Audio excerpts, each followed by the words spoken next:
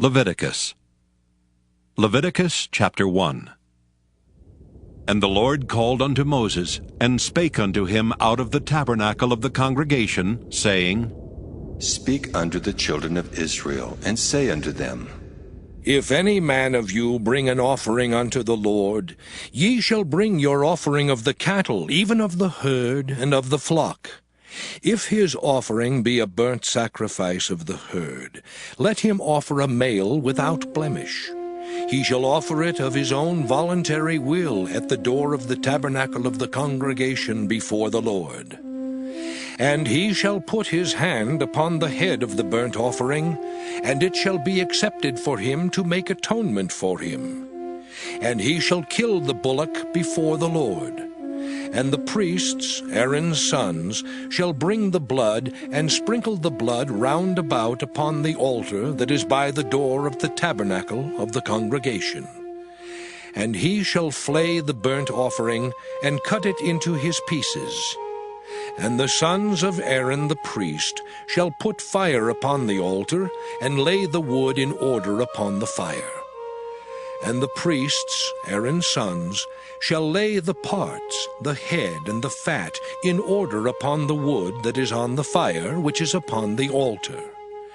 But his inwards and his legs shall he wash in water, and the priest shall burn all on the altar, to be a burnt sacrifice, an offering made by fire, of a sweet savor unto the Lord.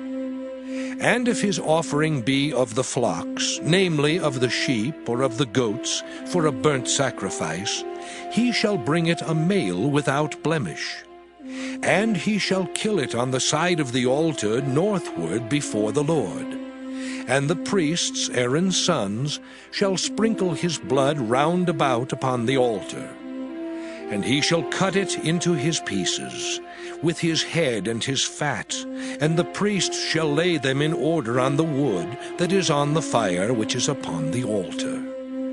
But he shall wash the inwards and the legs with water, and the priest shall bring it all, and burn it upon the altar.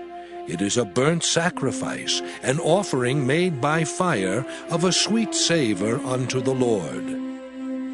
And if the burnt sacrifice for his offering to the Lord be of fowls, then he shall bring his offering of turtle doves or of young pigeons. And the priest shall bring it unto the altar, and wring off his head, and burn it on the altar. And the blood thereof shall be wrung out at the side of the altar. And he shall pluck away his crop with his feathers, and cast it beside the altar on the east part, by the place of the ashes. And he shall cleave it with the wings thereof, but shall not divide it asunder. And the priest shall burn it upon the altar, upon the wood that is upon the fire. It is a burnt sacrifice, an offering made by fire, of a sweet savor unto the Lord. Leviticus chapter 2. And when any will offer a meat offering unto the Lord, his offering shall be of fine flour, and he shall pour oil upon it, and put frankincense thereon. And he shall bring it to Aaron's sons the priests, and he shall take thereout his handful of the flour thereof, and of the oil thereof, with all the frankincense thereof. And the priest shall burn the memorial of it upon the altar, to be an offering made by fire, of a sweet savor unto the Lord. And the remnant of the meat offering shall be Aaron's and his sons. It is a thing most holy of the offerings of the Lord made by fire. And if thou bring an oblation of a meat offering baken in the oven, it shall be unleavened cakes of fine flour mingled with oil, or unleavened wafers anointed with oil. And if thy oblation be a meat offering baken in a pan, it shall be of fine flour unleavened mingled with oil. Thou shalt part it in pieces, and pour oil thereon. It is a meat offering.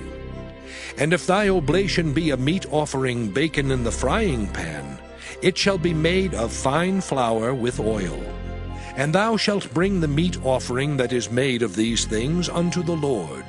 And when it is presented unto the priest, he shall bring it unto the altar. And the priest shall take from the meat offering a memorial thereof, and shall burn it upon the altar.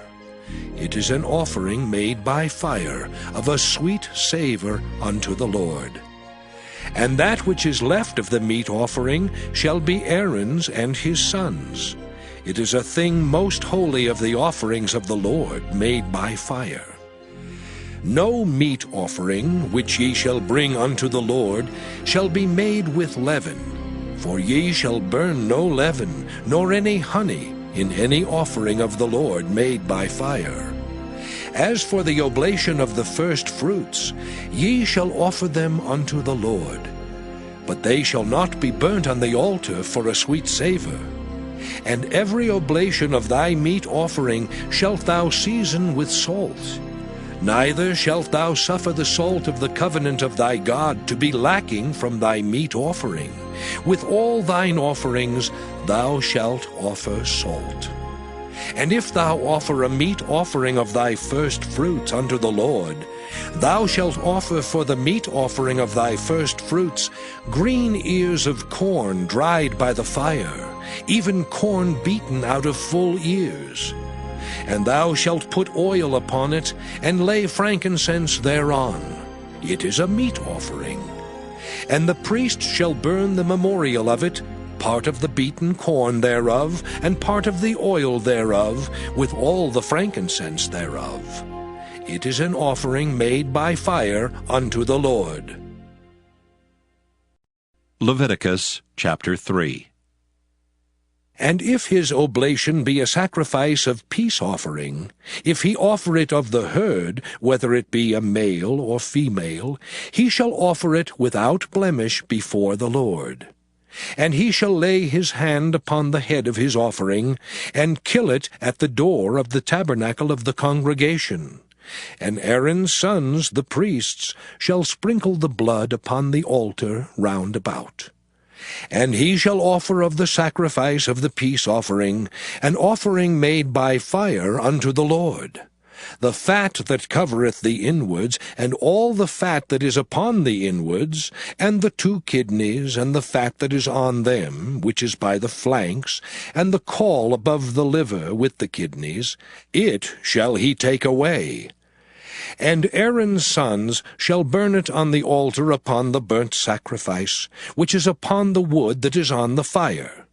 It is an offering made by fire, of a sweet savour unto the Lord. And if his offering for a sacrifice of peace offering unto the Lord be of the flock, male or female, he shall offer it without blemish. If he offer a lamb for his offering, then shall he offer it before the Lord. And he shall lay his hand upon the head of his offering, and kill it before the tabernacle of the congregation. And Aaron's sons shall sprinkle the blood thereof round about upon the altar. And he shall offer of the sacrifice of the peace offering, an offering made by fire unto the Lord. The fat thereof, and the whole rump, it shall he take off hard by the backbone, and the fat that covereth the inwards, and all the fat that is upon the inwards. And the 2 kidneys, and the fat that is upon them, which is by the flanks, and the caul above the liver with the kidneys, it shall he take away. And the priest shall burn it upon the altar. It is the food of the offering made by fire unto the Lord. And if his offering be a goat, then he shall offer it before the Lord. And he shall lay his hand upon the head of it, and kill it before the tabernacle of the congregation. And the sons of Aaron shall sprinkle the blood thereof upon the altar round about. And he shall offer thereof his offering, even an offering made by fire unto the Lord. The fat that covereth the inwards, and all the fat that is upon the inwards, and the 2 kidneys, and the fat that is upon them, which is by the flanks, and the caul above the liver with the kidneys, it shall he take away. And the priest shall burn them upon the altar. It is the food of the offering made by fire for a sweet savor. All the fat is the Lord's.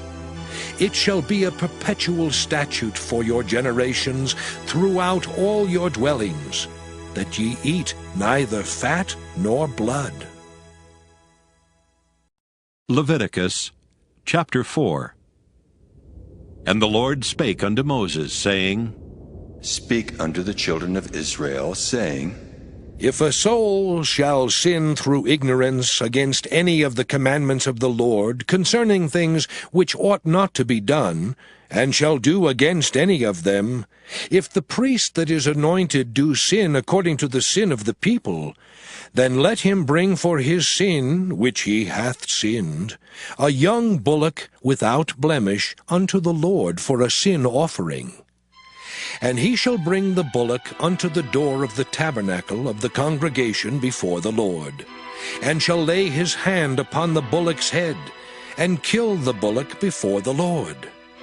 And the priest that is anointed shall take of the bullock's blood, and bring it to the tabernacle of the congregation. And the priest shall dip his finger in the blood, and sprinkle of the blood 7 times before the Lord, before the veil of the sanctuary. And the priest shall put some of the blood upon the horns of the altar of sweet incense before the Lord, which is in the tabernacle of the congregation, and shall pour all the blood of the bullock at the bottom of the altar of the burnt offering, which is at the door of the tabernacle of the congregation. And he shall take off from it all the fat of the bullock for the sin offering, the fat that covereth the inwards, and all the fat that is upon the inwards, and the 2 kidneys, and the fat that is upon them, which is by the flanks, and the caul above the liver, with the kidneys, it shall he take away, as it was taken off from the bullock of the sacrifice of peace offerings, and the priest shall burn them upon the altar of the burnt offering.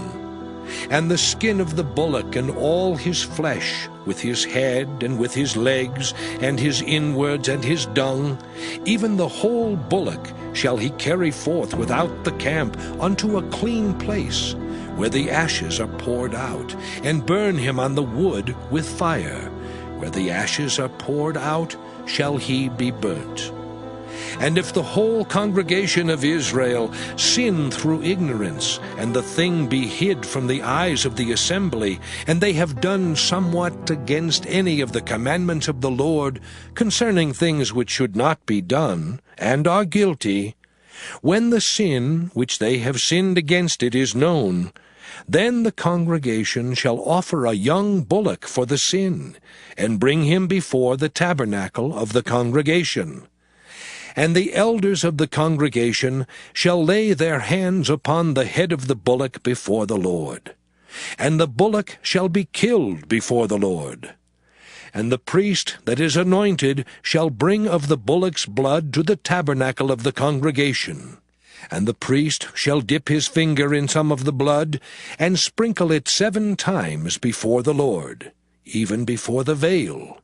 And he shall put some of the blood upon the horns of the altar which is before the Lord, that is in the tabernacle of the congregation, and shall pour out all the blood at the bottom of the altar of the burnt offering, which is at the door of the tabernacle of the congregation.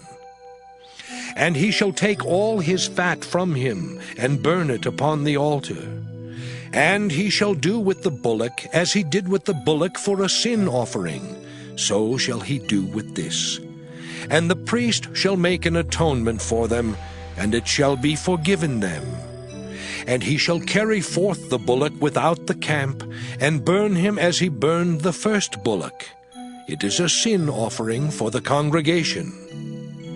When a ruler hath sinned, and done somewhat through ignorance against any of the commandments of the Lord his God, concerning things which should not be done, and is guilty, or if his sin, wherein he hath sinned, come to his knowledge, he shall bring his offering, a kid of the goats, a male without blemish.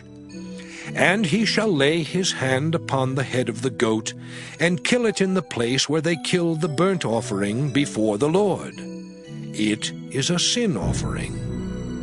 And the priest shall take of the blood of the sin offering with his finger, and put it upon the horns of the altar of burnt offering, and shall pour out his blood at the bottom of the altar of burnt offering. And he shall burn all his fat upon the altar, as the fat of the sacrifice of peace offerings. And the priest shall make an atonement for him as concerning his sin, and it shall be forgiven him. And if any one of the common people sin through ignorance, while he doeth somewhat against any of the commandments of the Lord, concerning things which ought not to be done, and be guilty, or if his sin which he hath sinned come to his knowledge, then he shall bring his offering, a kid of the goats, a female without blemish, for his sin which he hath sinned. And he shall lay his hand upon the head of the sin offering, and slay the sin offering in the place of the burnt offering. And the priest shall take of the blood thereof with his finger, and put it upon the horns of the altar of burnt offering, and shall pour out all the blood thereof at the bottom of the altar. And he shall take away all the fat thereof, as the fat is taken away from off the sacrifice of peace offerings. And the priest shall burn it upon the altar for a sweet savour unto the Lord. And the priest shall make an atonement for him, and it shall be forgiven him. And if he bring a lamb for a sin offering, he shall bring it a female without blemish. And he shall lay his hand upon the head of the sin offering, and slay it for a sin offering in the place where they killed the burnt offering. And the priest shall take of the blood of the sin offering with his finger, and put it upon the horns of the altar of burnt offering, and shall pour out all the blood thereof at the bottom of the altar. And he shall take away all the fat thereof, as the fat of the lamb is taken away from the sacrifice of the peace offerings. And the priest shall burn them upon the altar, according to the offerings made by fire unto the Lord. And the priest shall make an atonement for his sin that he hath committed, and it shall be forgiven him. Leviticus chapter 5. And if a soul sin, and hear the voice of swearing, and is a witness, whether he hath seen or known of it, if he do not utter it, then he shall bear his iniquity. Or if a soul touch any unclean thing, whether it be a carcass of an unclean beast, or a carcass of unclean cattle, or the carcass of unclean creeping things, and if it be hidden from him, he also shall be unclean and guilty. Or if he touch the uncleanness of man, whatsoever uncleanness it be, that a man shall be defiled withal, and it be hid from him, when he knoweth of it, then he shall be guilty. Or if a soul swear, pronouncing with his lips to do evil, or to do good, whatsoever it be that a man shall pronounce with an oath, and it be hid from him, when he knoweth of it, then he shall be guilty in one of these. And it shall be, when he shall be guilty in one of these things, that he shall confess that he hath sinned in that thing. And he shall bring his trespass offering unto the Lord for his sin which he hath sinned, a female from the flock, a lamb or a kid of the goats for a sin offering. And the priest shall make an atonement for him concerning his sin. And if he be not able to bring a lamb, then he shall bring for his trespass which he hath committed 2 turtle doves or 2 young pigeons unto the Lord, one for a sin offering, and the other for a burnt offering. And he shall bring them unto the priest, who shall offer that which is for the sin offering first, and wring off his head from his neck, but shall not divide it asunder. And he shall sprinkle of the blood of the sin offering upon the side of the altar, and the rest of the blood shall be wrung out at the bottom of the altar. It is a sin offering. And he shall offer the second for a burnt offering according to the manner. And the priest shall make an atonement for him for his sin which he hath sinned, and it shall be forgiven him. But if he be not able to bring 2 turtle doves or 2 young pigeons, then he that sinned shall bring for his offering the 10th part of an ephah of fine flour for a sin offering. He shall put no oil upon it, neither shall he put any frankincense thereon, for it is a sin offering. Then shall he bring it to the priest, and the priest shall take his handful of it, even a memorial thereof, and burn it on the altar, according to the offerings made by fire unto the Lord. It is a sin offering. And the priest shall make an atonement for him, as touching his sin that he hath sinned in one of these, and it shall be forgiven him. And the remnant shall be the priest's, as a meat offering. And the Lord spake unto Moses, saying, If a soul commit a trespass and sin through ignorance in the holy things of the Lord, then he shall bring for his trespass unto the Lord a ram without blemish out of the flocks, with thy estimation by shekels of silver, after the shekel of the sanctuary, for a trespass offering. And he shall make amends for the harm that he hath done in the holy thing, and shall add the 5th part thereto, and give it unto the priest. And the priest shall make an atonement for him with the ram of the trespass offering, and it shall be forgiven him. And if a soul sin, and commit any of these things which are forbidden to be done by the commandments of the Lord, though he wist it not, yet is he guilty, and shall bear his iniquity. And he shall bring a ram without blemish out of the flock, with thy estimation for a trespass offering unto the priest. And the priest shall make an atonement for him concerning his ignorance wherein he erred, and wist it not, and it shall be forgiven him. It is a trespass offering. He hath certainly trespassed against the Lord. Leviticus chapter 6. And the Lord spake unto Moses, saying, If a soul sin and commit a trespass against the Lord, and lie unto his neighbor in that which was delivered him to keep, or in fellowship, or in a thing taken away by violence, or hath deceived his neighbor, or hath found that which was lost, and lieth concerning it, and sweareth falsely, in any of all these that a man doeth, sinning therein, then it shall be, because he hath sinned and is guilty, that he shall restore that which he took violently away, or the thing which he hath deceitfully gotten, or that which was delivered him to keep, or the lost thing which he found, or all that about which he hath sworn falsely. He shall even restore it in the principal, and shall add the 5th part more thereto, and give it unto him to whom it appertaineth, in the day of his trespass offering.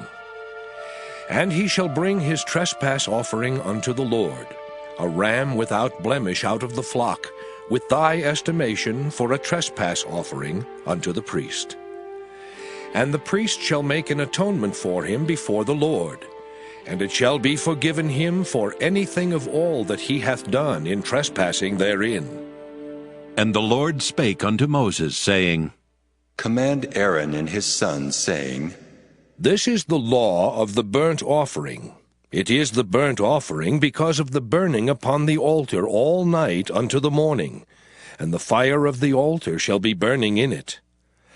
And the priest shall put on his linen garment, and his linen breeches shall he put upon his flesh, and take up the ashes which the fire hath consumed with the burnt offering on the altar, and he shall put them beside the altar.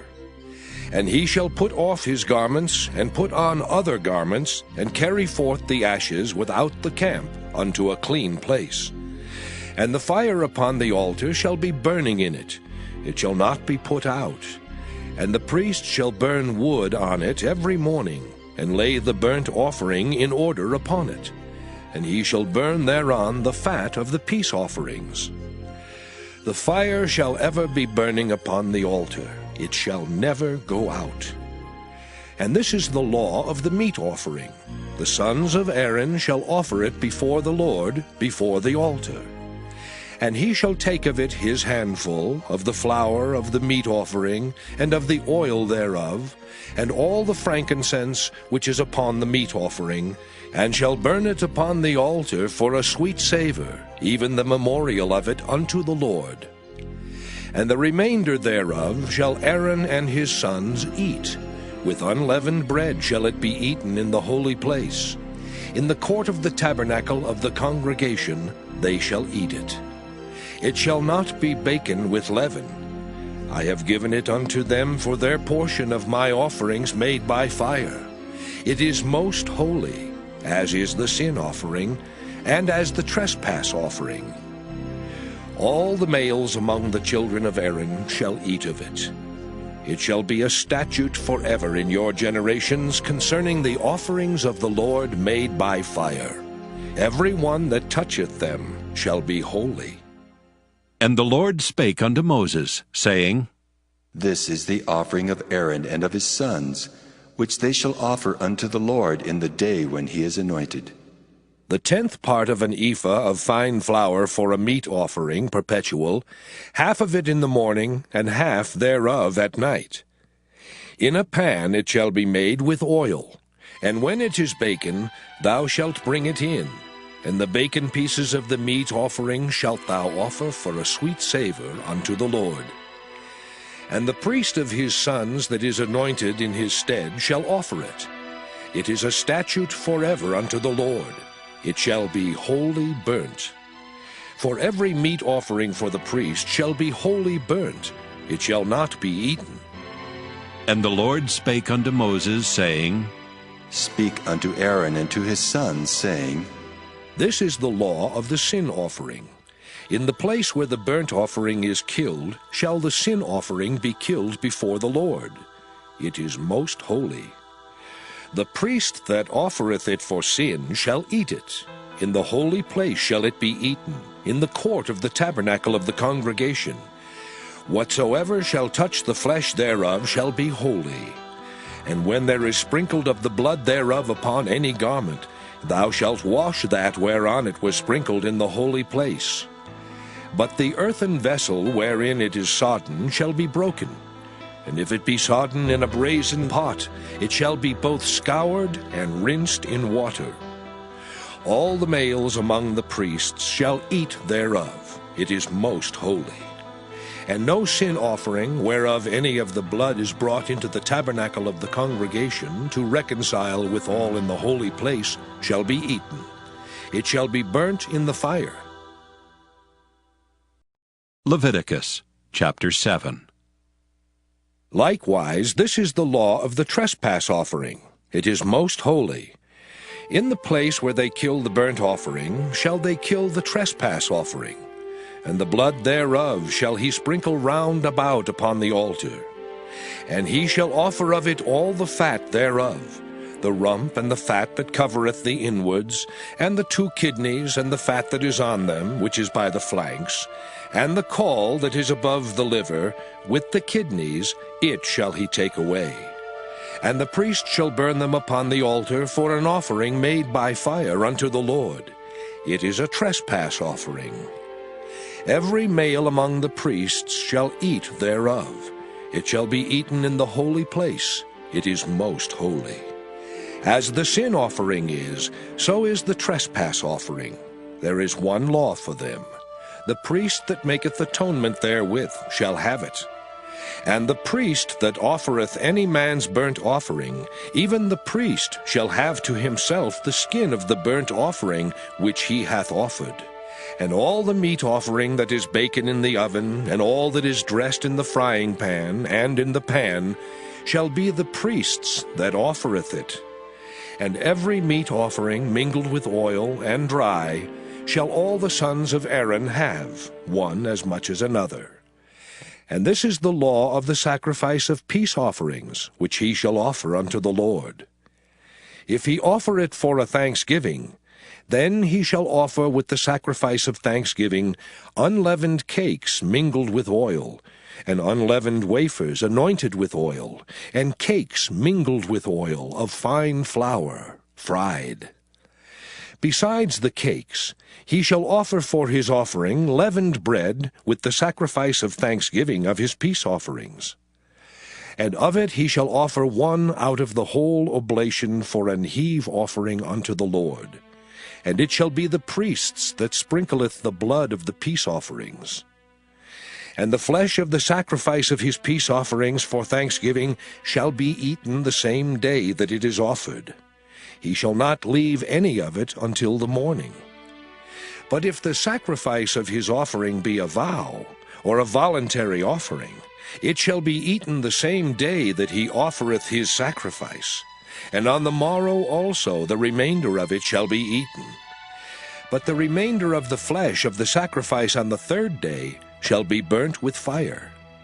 And if any of the flesh of the sacrifice of his peace offerings be eaten at all on the third day, it shall not be accepted, neither shall it be imputed unto him that offereth it.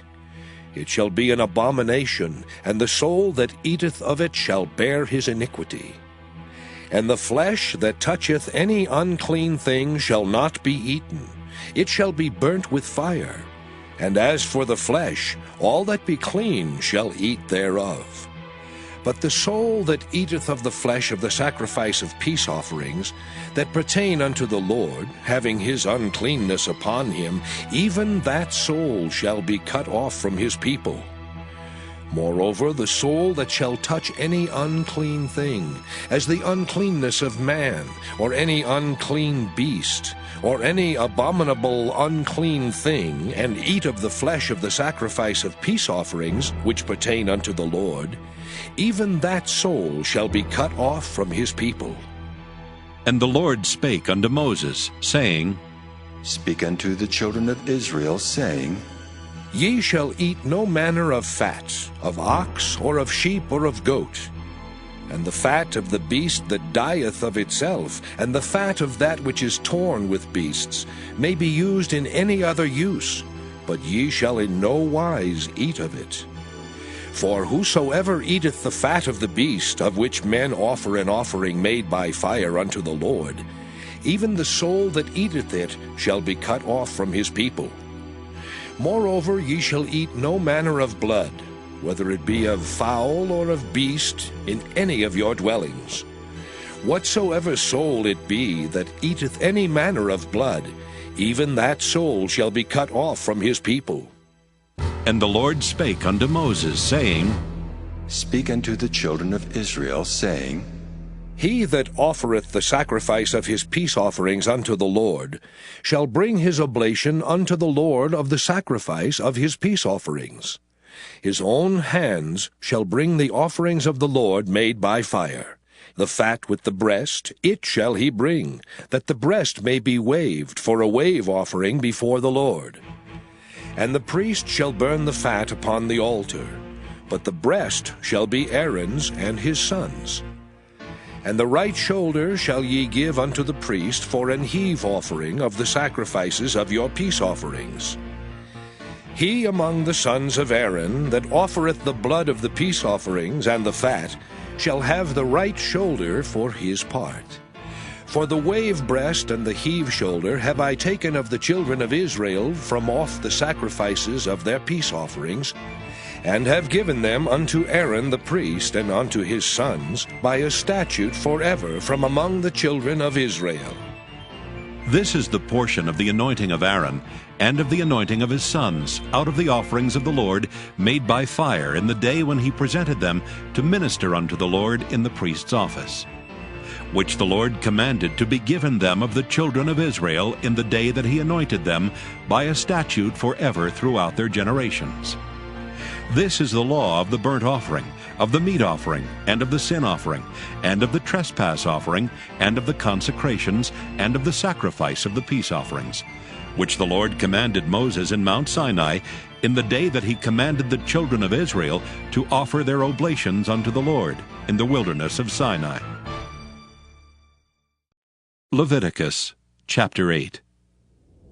And the Lord spake unto Moses, saying, Take Aaron and his sons with him, and the garments and the anointing oil, and a bullock for the sin offering, and 2 rams and a basket of unleavened bread.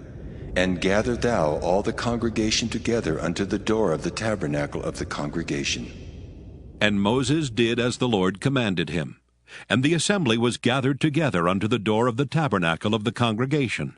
And Moses said unto the congregation, This is the thing which the Lord commanded to be done. And Moses brought Aaron and his sons, and washed them with water. And he put upon him the coat, and girded him with the girdle, and clothed him with the robe, and put the ephod upon him. And he girded him with the curious girdle of the ephod, and bound it unto him therewith. And he put the breastplate upon him. Also he put in the breastplate the Urim and the Thummim. And he put the mitre upon his head. Also upon the mitre, even upon his forefront, did he put the golden plate, the holy crown, as the Lord commanded Moses. And Moses took the anointing oil, and anointed the tabernacle and all that was therein, and sanctified them. And he sprinkled thereof upon the altar 7 times, and anointed the altar and all his vessels, both the laver and his foot, to sanctify them. And he poured of the anointing oil upon Aaron's head, and anointed him to sanctify him. And Moses brought Aaron's sons, and put coats upon them, and girded them with girdles, and put bonnets upon them, as the Lord commanded Moses. And he brought the bullock for the sin offering, and Aaron and his sons laid their hands upon the head of the bullock for the sin offering. And he slew it, and Moses took the blood, and put it upon the horns of the altar round about with his finger, and purified the altar, and poured the blood at the bottom of the altar, and sanctified it, to make reconciliation upon it. And he took all the fat that was upon the inwards, and the caul above the liver, and the 2 kidneys and their fat, and Moses burned it upon the altar. But the bullock and his hide, his flesh and his dung, he burnt with fire without the camp, as the Lord commanded Moses. And he brought the ram for the burnt offering, and Aaron and his sons laid their hands upon the head of the ram, and he killed it, and Moses sprinkled the blood upon the altar round about. And he cut the ram into pieces, and Moses burnt the head and the pieces and the fat. And he washed the inwards and the legs in water, and Moses burnt the whole ram upon the altar. It was a burnt sacrifice for a sweet savor, and an offering made by fire unto the Lord, as the Lord commanded Moses. And he brought the other ram, the ram of consecration, and Aaron and his sons laid their hands upon the head of the ram, and he slew it. And Moses took of the blood of it, and put it upon the tip of Aaron's right ear, and upon the thumb of his right hand, and upon the great toe of his right foot. And he brought Aaron's sons, and Moses put of the blood upon the tip of their right ear, and upon the thumbs of their right hands, and upon the great toes of their right feet. And Moses sprinkled the blood upon the altar round about. And he took the fat and the rump, and all the fat that was upon the inwards, and the caul above the liver, and the 2 kidneys and their fat, and the right shoulder.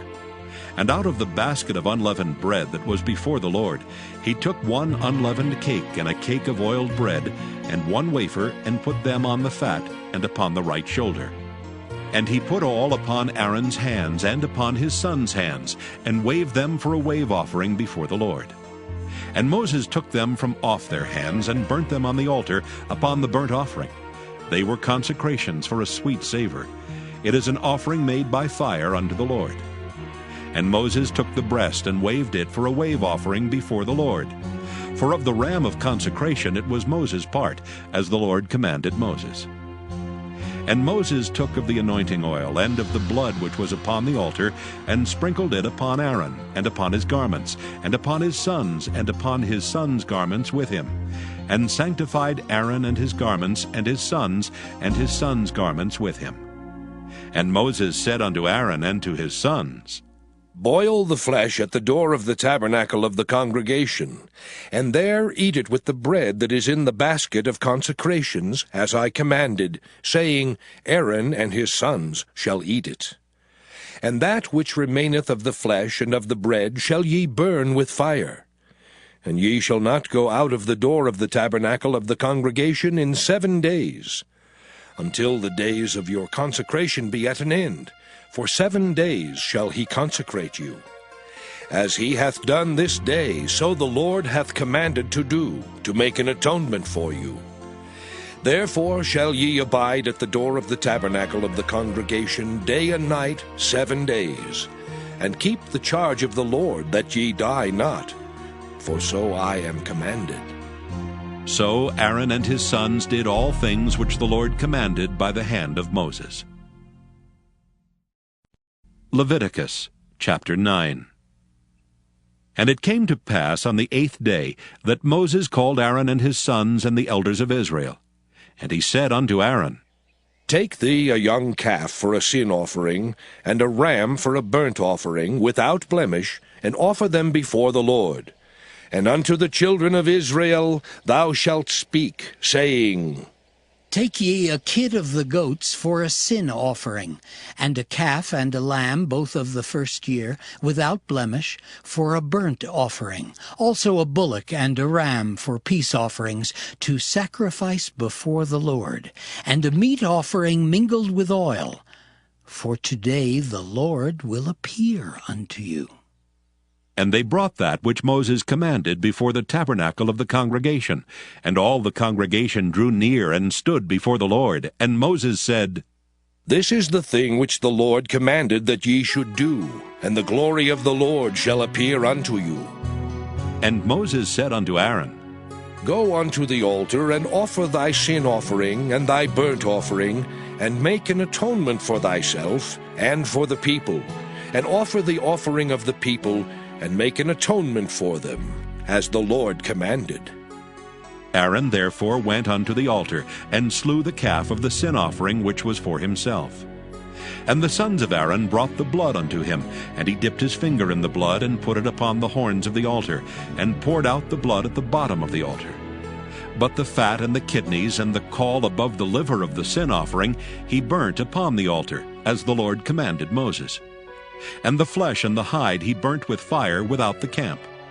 And he slew the burnt offering, and Aaron's sons presented unto him the blood which he sprinkled round about upon the altar. And they presented the burnt offering unto him with the pieces thereof and the head, and he burnt them upon the altar. And he did wash the inwards and the legs, and burnt them upon the burnt offering on the altar.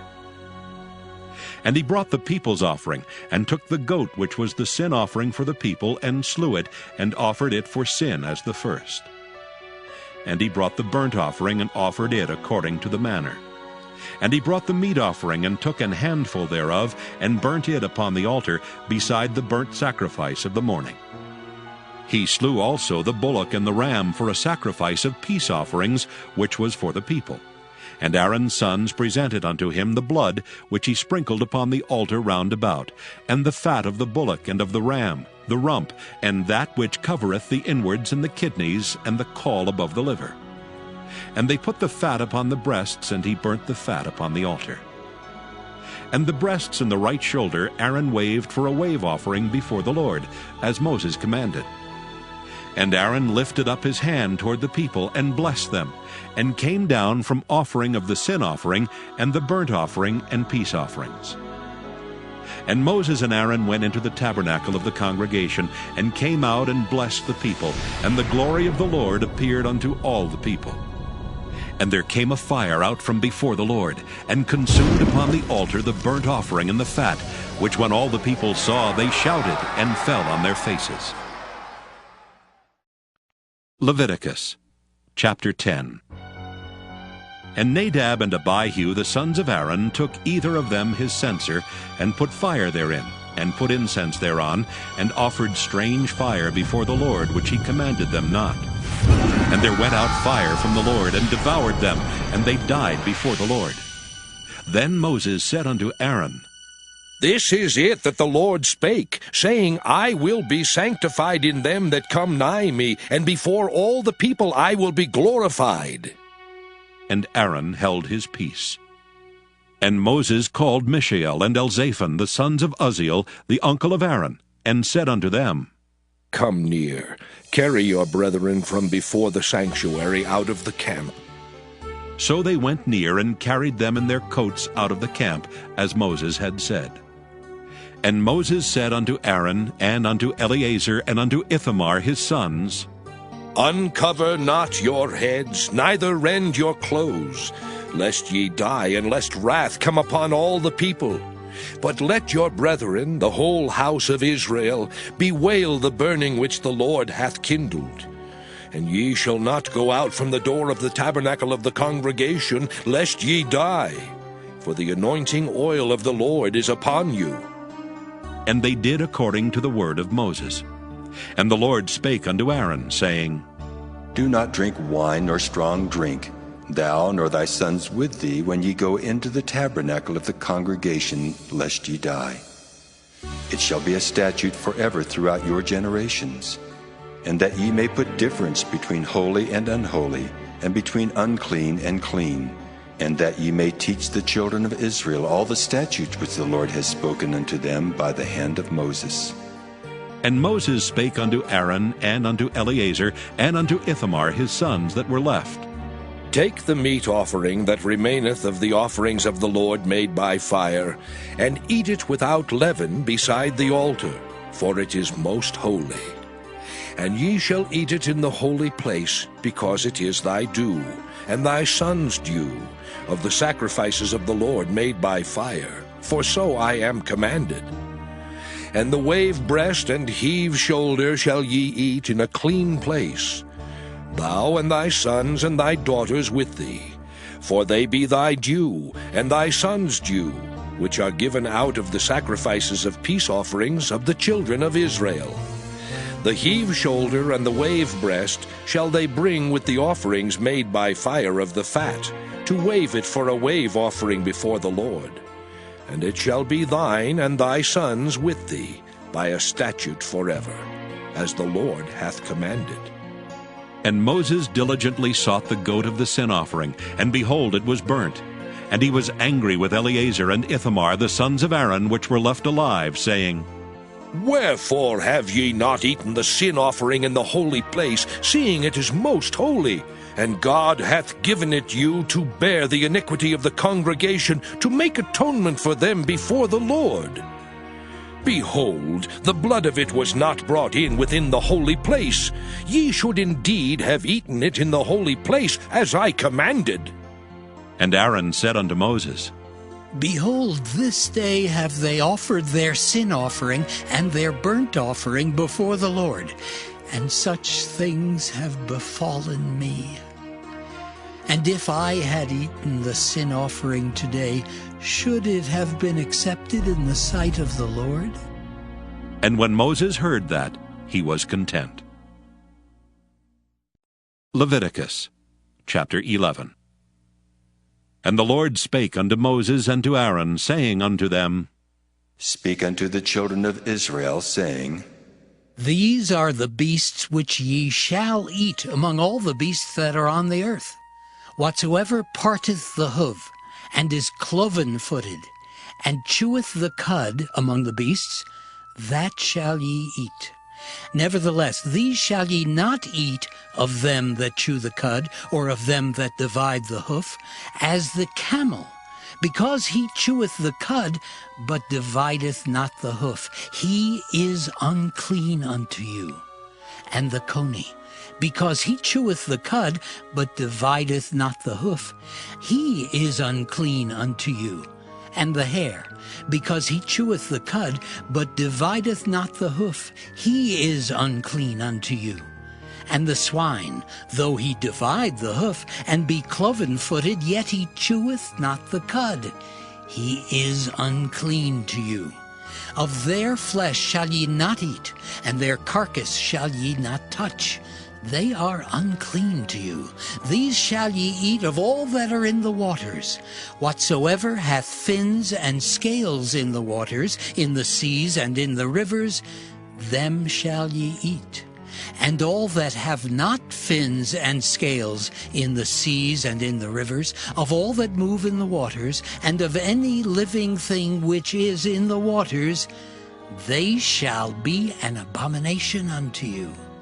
They shall be even an abomination unto you. Ye shall not eat of their flesh, but ye shall have their carcasses in abomination.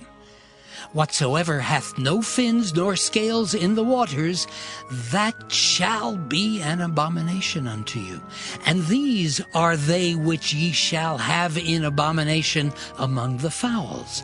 They shall not be eaten, they are an abomination: the eagle, and the ossifrage, and the osprey, and the vulture, and the kite after his kind, every raven after his kind, and the owl, and the nighthawk, and the cuckoo, and the hawk after his kind, and the little owl, and the cormorant, and the great owl, and the swan, and the pelican, and the gyre eagle, and the stork, the heron after her kind, and the lapwing, and the bat.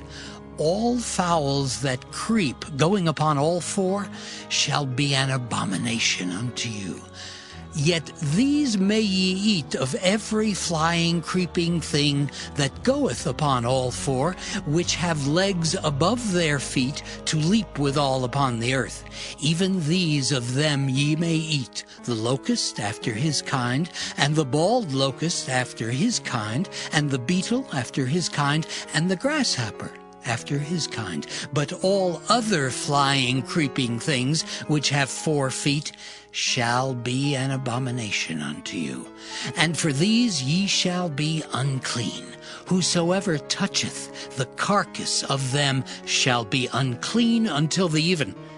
And whosoever beareth aught of the carcass of them shall wash his clothes, and be unclean until the even.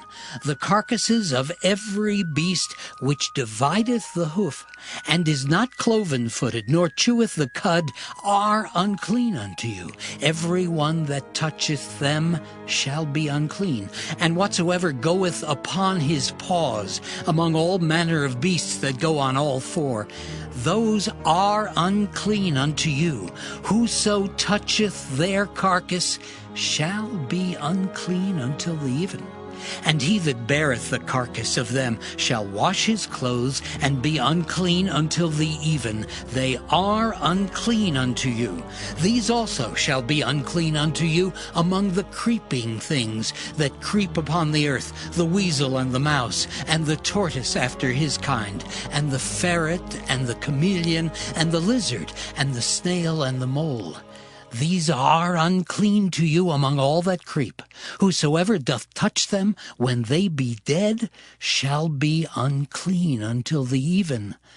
And upon whatsoever any of them when they are dead doth fall, it shall be unclean, whether it be any vessel of wood or raiment or skin or sack, whatsoever vessel it be, wherein any work is done, it must be put into water, and it shall be unclean until the even.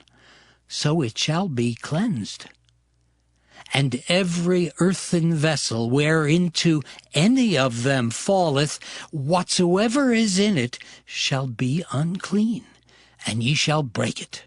Of all meat which may be eaten, that on which such water cometh shall be unclean. And all drink that may be drunk in every such vessel shall be unclean.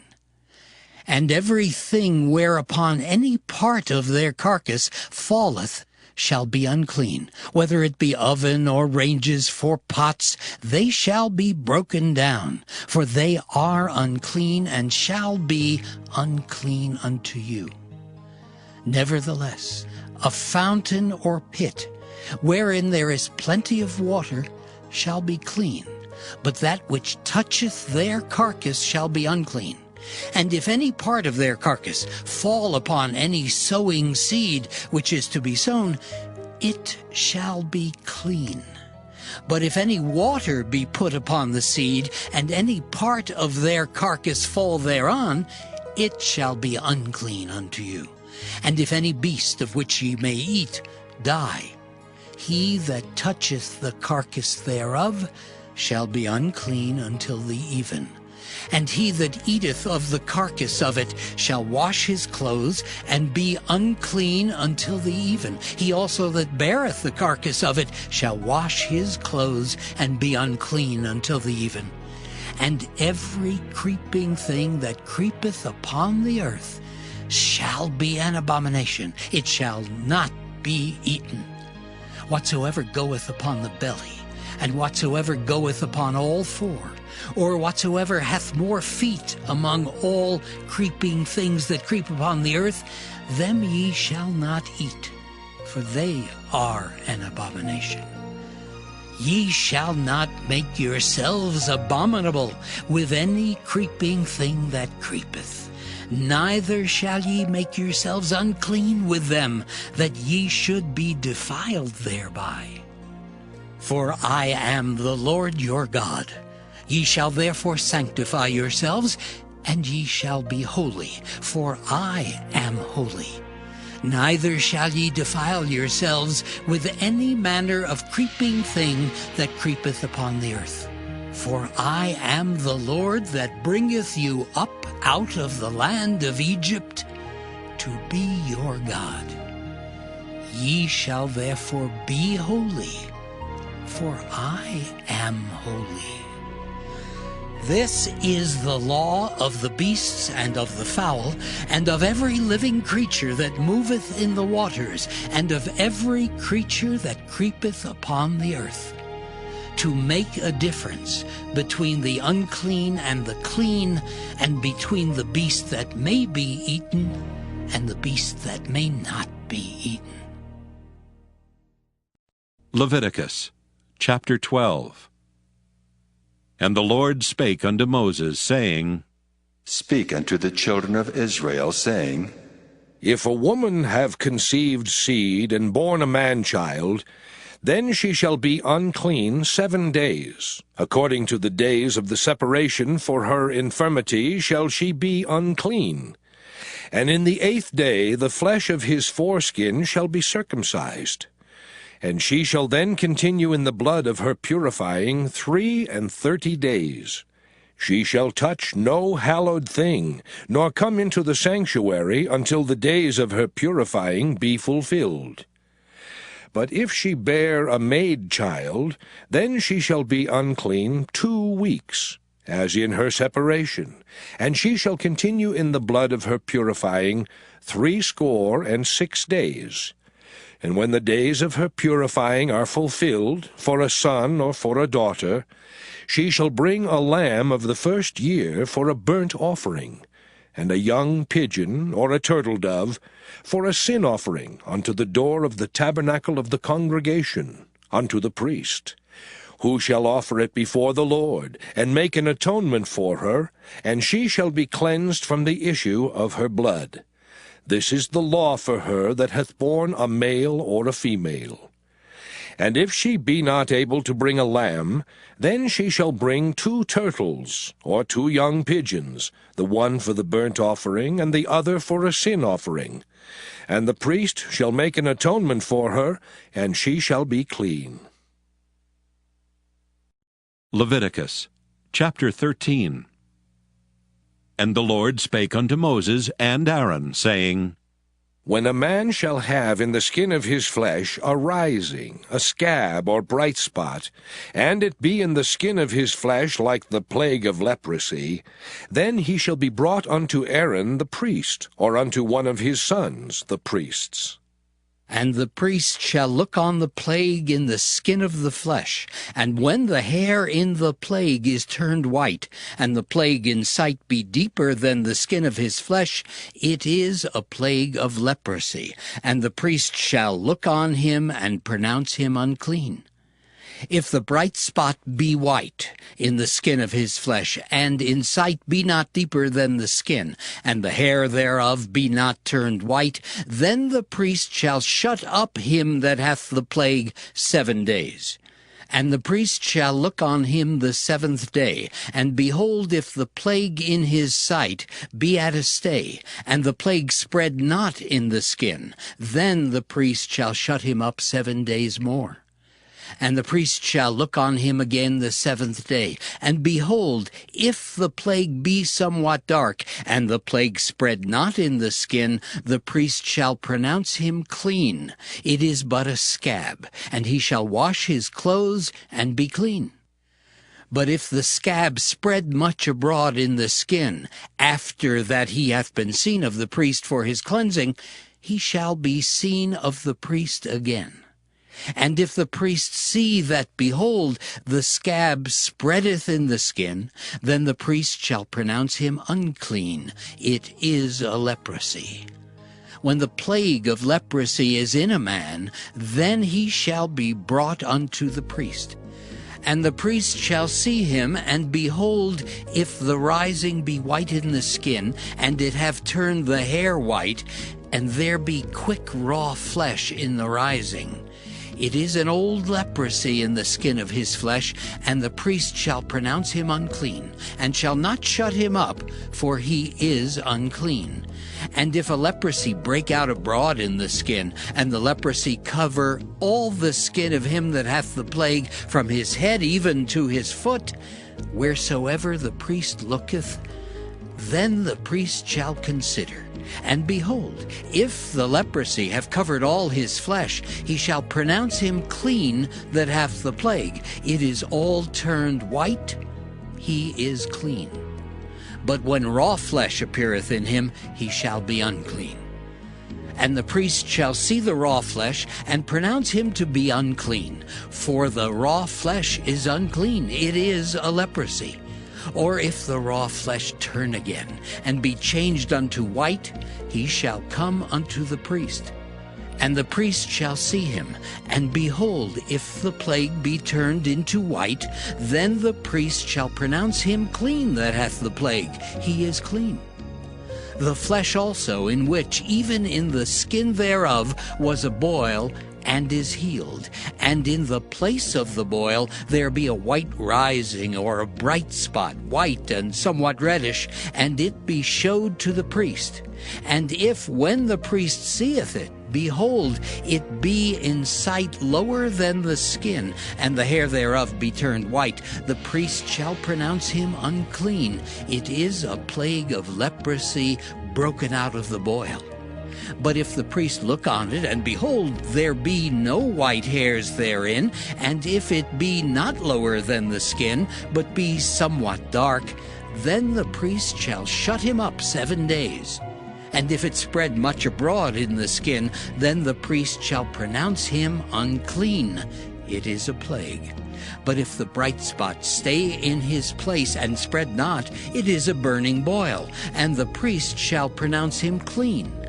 Or if there be any flesh in the skin whereof there is a hot burning, and the quick flesh that burneth have a white bright spot, somewhat reddish or white, then the priest shall look upon it, and behold, if the hair in the bright spot be turned white, and it be in sight deeper than the skin, it is a leprosy broken out of the burning, wherefore the priest shall pronounce him unclean. It is the plague of leprosy. But if the priest look on it, and behold, there be no white hair in the bright spot, and it be no lower than the other skin, but be somewhat dark, then the priest shall shut him up 7 days. And the priest shall look upon him the 7th day, and if it be spread much abroad in the skin, then the priest shall pronounce him unclean. It is the plague of leprosy.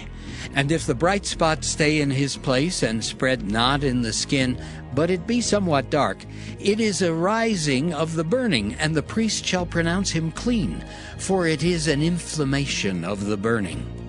If a man or woman have a plague upon the head or the beard, then the priest shall see the plague, and behold, if it be in sight deeper than the skin, and there be in it a yellow thin hair, then the priest shall pronounce him unclean. It is a dry skull, even a leprosy upon the head or beard. And if the priest look on the plague of the skull, and behold, it be not in sight deeper than the skin, and that there is no black hair in it, then the priest shall shut up him that hath the plague of the skull 7 days. And in the 7th day the priest shall look on the plague, and behold, if the skull spread not, and there be in it no yellow hair, and the skull be not in sight deeper than the skin, he shall be shaven, but the skull shall he not shave, and the priest shall shut up him that hath the skull 7 days more. And in the 7th day the priest shall look on the skull, and behold, if the skull be not spread in the skin, nor be in sight deeper than the skin, then the priest shall pronounce him clean, and he shall wash his clothes and be clean. But if the scald spread much in the skin after his cleansing, then the priest shall look on him, and behold, if the scald be spread in the skin, the priest shall not seek for yellow hair. He is unclean. But if the scald be in his sight at a stay, and that there is black hair grown up therein, the scald is healed, he is clean, and the priest shall pronounce him clean. If a man also or a woman have in the skin of their flesh bright spots, even white bright spots, then the priest shall look, and behold, if the bright spots in the skin of their flesh be darkish white, it is a freckled spot that groweth in the skin, he is clean. And the man whose hair is fallen off his head, he is bald, yet is he clean. And he that hath his hair fallen off from the part of his head toward his face, he is forehead bald, yet is he clean. And if there be in the bald head or bald forehead a white reddish sore, it is a leprosy sprung up in his bald head or his bald forehead. Then the priest shall look upon it, and behold, if the rising of the sore be white reddish in his bald head or in his bald forehead, as the leprosy appeareth in the skin of the flesh, he is a leprous man, he is unclean. The priest shall pronounce him utterly unclean. His plague is in his head. And the leper in whom the plague is, his clothes shall be rent, and his head bare, and he shall put a covering upon his upper lip, and shall cry, Unclean, unclean. All the days wherein the plague shall be in him, he shall be defiled. He is unclean. He shall dwell alone. Without the camp shall his habitation be. The garment also that the plague of leprosy is in, whether it be a woolen garment or a linen garment, whether it be in the warp or woof of linen or of woolen, whether in a skin or in anything made of skin. And if the plague be greenish or reddish in the garment, or in the skin, either in the warp or in the woof, or in anything of skin, it is a plague of leprosy, and shall be showed unto the priest. And the priest shall look upon the plague, and shut up it that hath the plague 7 days. And he shall look on the plague on the 7th day. If the plague be spread in the garment, either in the warp or in the woof, or in a skin, or in any work that is made of skin, the plague is a fretting leprosy. It is unclean. He shall therefore burn that garment, whether warp or woof, in woolen or in linen, or anything of skin, wherein the plague is, for it is a fretting leprosy. It shall be burnt in the fire. And if the priest shall look, and behold, the plague be not spread in the garment, either in the warp or in the woof, or in anything of skin, then the priest shall command that they wash the thing wherein the plague is, and he shall shut it up 7 days more. And the priest shall look on the plague after that it is washed, and behold, if the plague have not changed his color, and the plague be not spread, it is unclean. Thou shalt burn it in the fire. It is fret inward, whether it be bare within or without. And if the priest look, and behold, the plague be somewhat dark after the washing of it, then he shall rend it out of the garment, or out of the skin, or out of the warp, or out of the woof. And if it appear still in the garment, either in the warp, or in the woof, or in anything of skin, it is a spreading plague. Thou shalt burn that wherein the plague is with fire. And the garment, either warp or woof, or whatsoever thing of skin it be, which thou shalt wash, if the plague be departed from them, then it shall be washed the 2nd time, and shall be clean. This is the law of the plague of leprosy in a garment of woolen or linen, either in the warp or woof, or anything of skins, to pronounce it clean or to pronounce it unclean. Leviticus chapter 14. And the Lord spake unto Moses, saying, This shall be the law of the leper in the day of his cleansing. He shall be brought unto the priest, And the priest shall go forth out of the camp, and the priest shall look, and behold, if the plague of leprosy be healed in the leper, then shall the priest command to take for him that is to be cleansed 2 birds alive and clean, and cedar wood, and scarlet and hyssop. And the priest shall command that one of the birds be killed in an earthen vessel over running water. As for the living bird, he shall take it, and the cedar wood, and the scarlet, and the hyssop, and shall dip them and the living bird in the blood of the bird that was killed over the running water. And he shall sprinkle upon him that is to be cleansed from the leprosy 7 times, and shall pronounce him clean, and shall let the living bird loose into the open field. And he that is to be cleansed shall wash his clothes, and shave off all his hair, and wash himself in water, that he may be clean. And after that he shall come into the camp, and shall tarry abroad out of his tent 7 days. But it shall be on the 7th day that he shall shave all his hair off his head, and his beard, and his eyebrows, even all his hair he shall shave off. And he shall wash his clothes, also he shall wash his flesh in water, and he shall be clean. And on the 8th day he shall take 2 he-lambs without blemish, and 1 ewe-lamb of the 1st year without blemish, and 3/10 deals of fine flour for a meat offering, mingled with oil, and 1 log of oil. And the priest that maketh him clean shall present the man that is to be made clean, and those things before the Lord, at the door of the tabernacle of the congregation. And the priest shall take 1 he-lamb, and offer him for a trespass offering, and the log of oil, and wave them for a wave offering before the Lord. And he shall slay the lamb in the place where he shall kill the sin offering and the burnt offering, in the holy place. For as the sin offering is the priest's, so is the trespass offering. It is most holy. And the priest shall take some of the blood of the trespass offering, and the priest shall put it upon the tip of the right ear of him that is to be cleansed, and upon the thumb of his right hand, and upon the great toe of his right foot. And the priest shall take some of the log of oil, and pour it into the palm of his own left hand. And the priest shall dip his right finger in the oil that is in his left hand, and shall sprinkle of the oil with his finger 7 times before the Lord. And of the rest of the oil that is in his hand shall the priest put upon the tip of the right ear of him that is to be cleansed, and upon the thumb of his right hand, and upon the great toe of his right foot, upon the blood of the trespass offering. And the remnant of the oil that is in the priest's hand he shall pour upon the head of him that is to be cleansed. And the priest shall make an atonement for him before the Lord. And the priest shall offer the sin offering, and make an atonement for him that is to be cleansed from his uncleanness, and afterward he shall kill the burnt offering.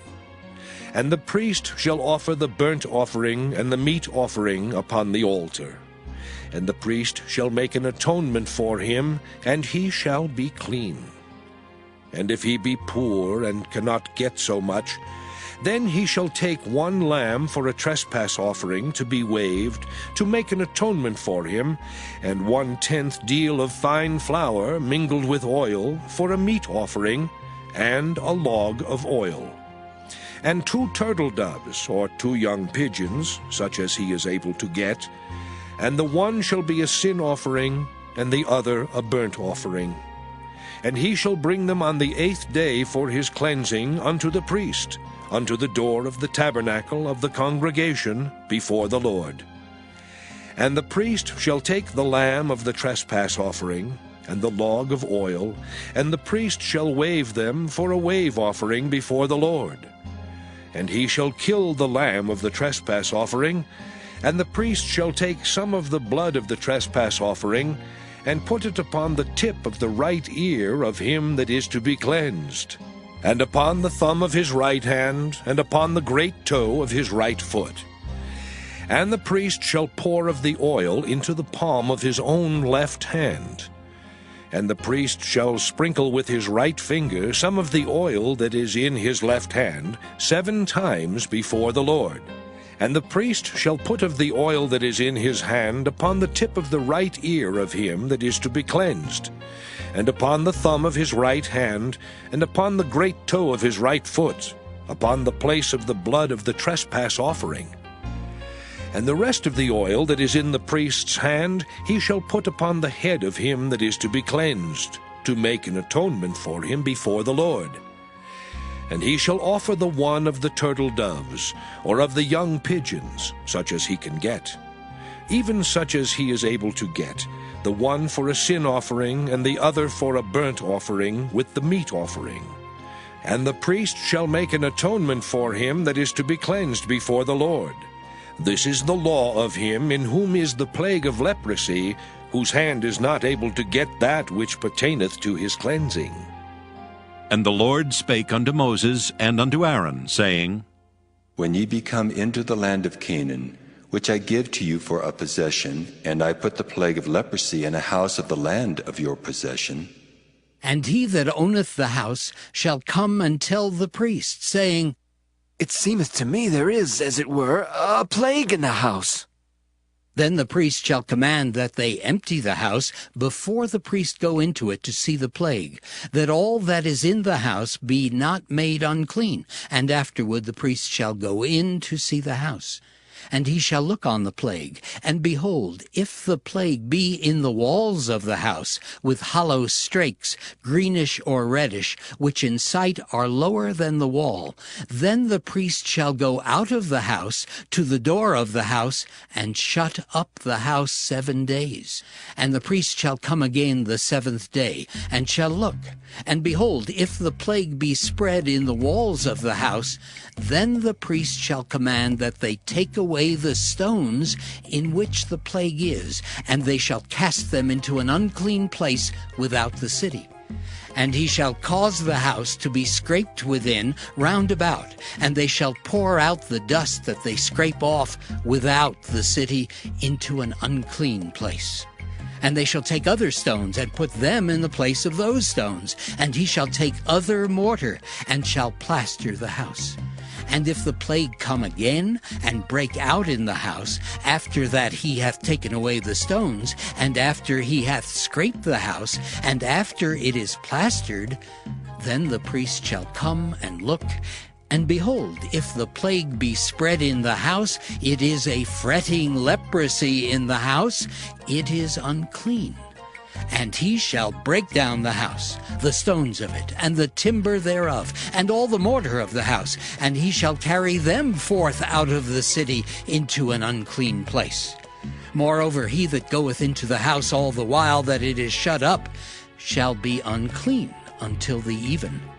And he that lieth in the house shall wash his clothes, and he that eateth in the house shall wash his clothes.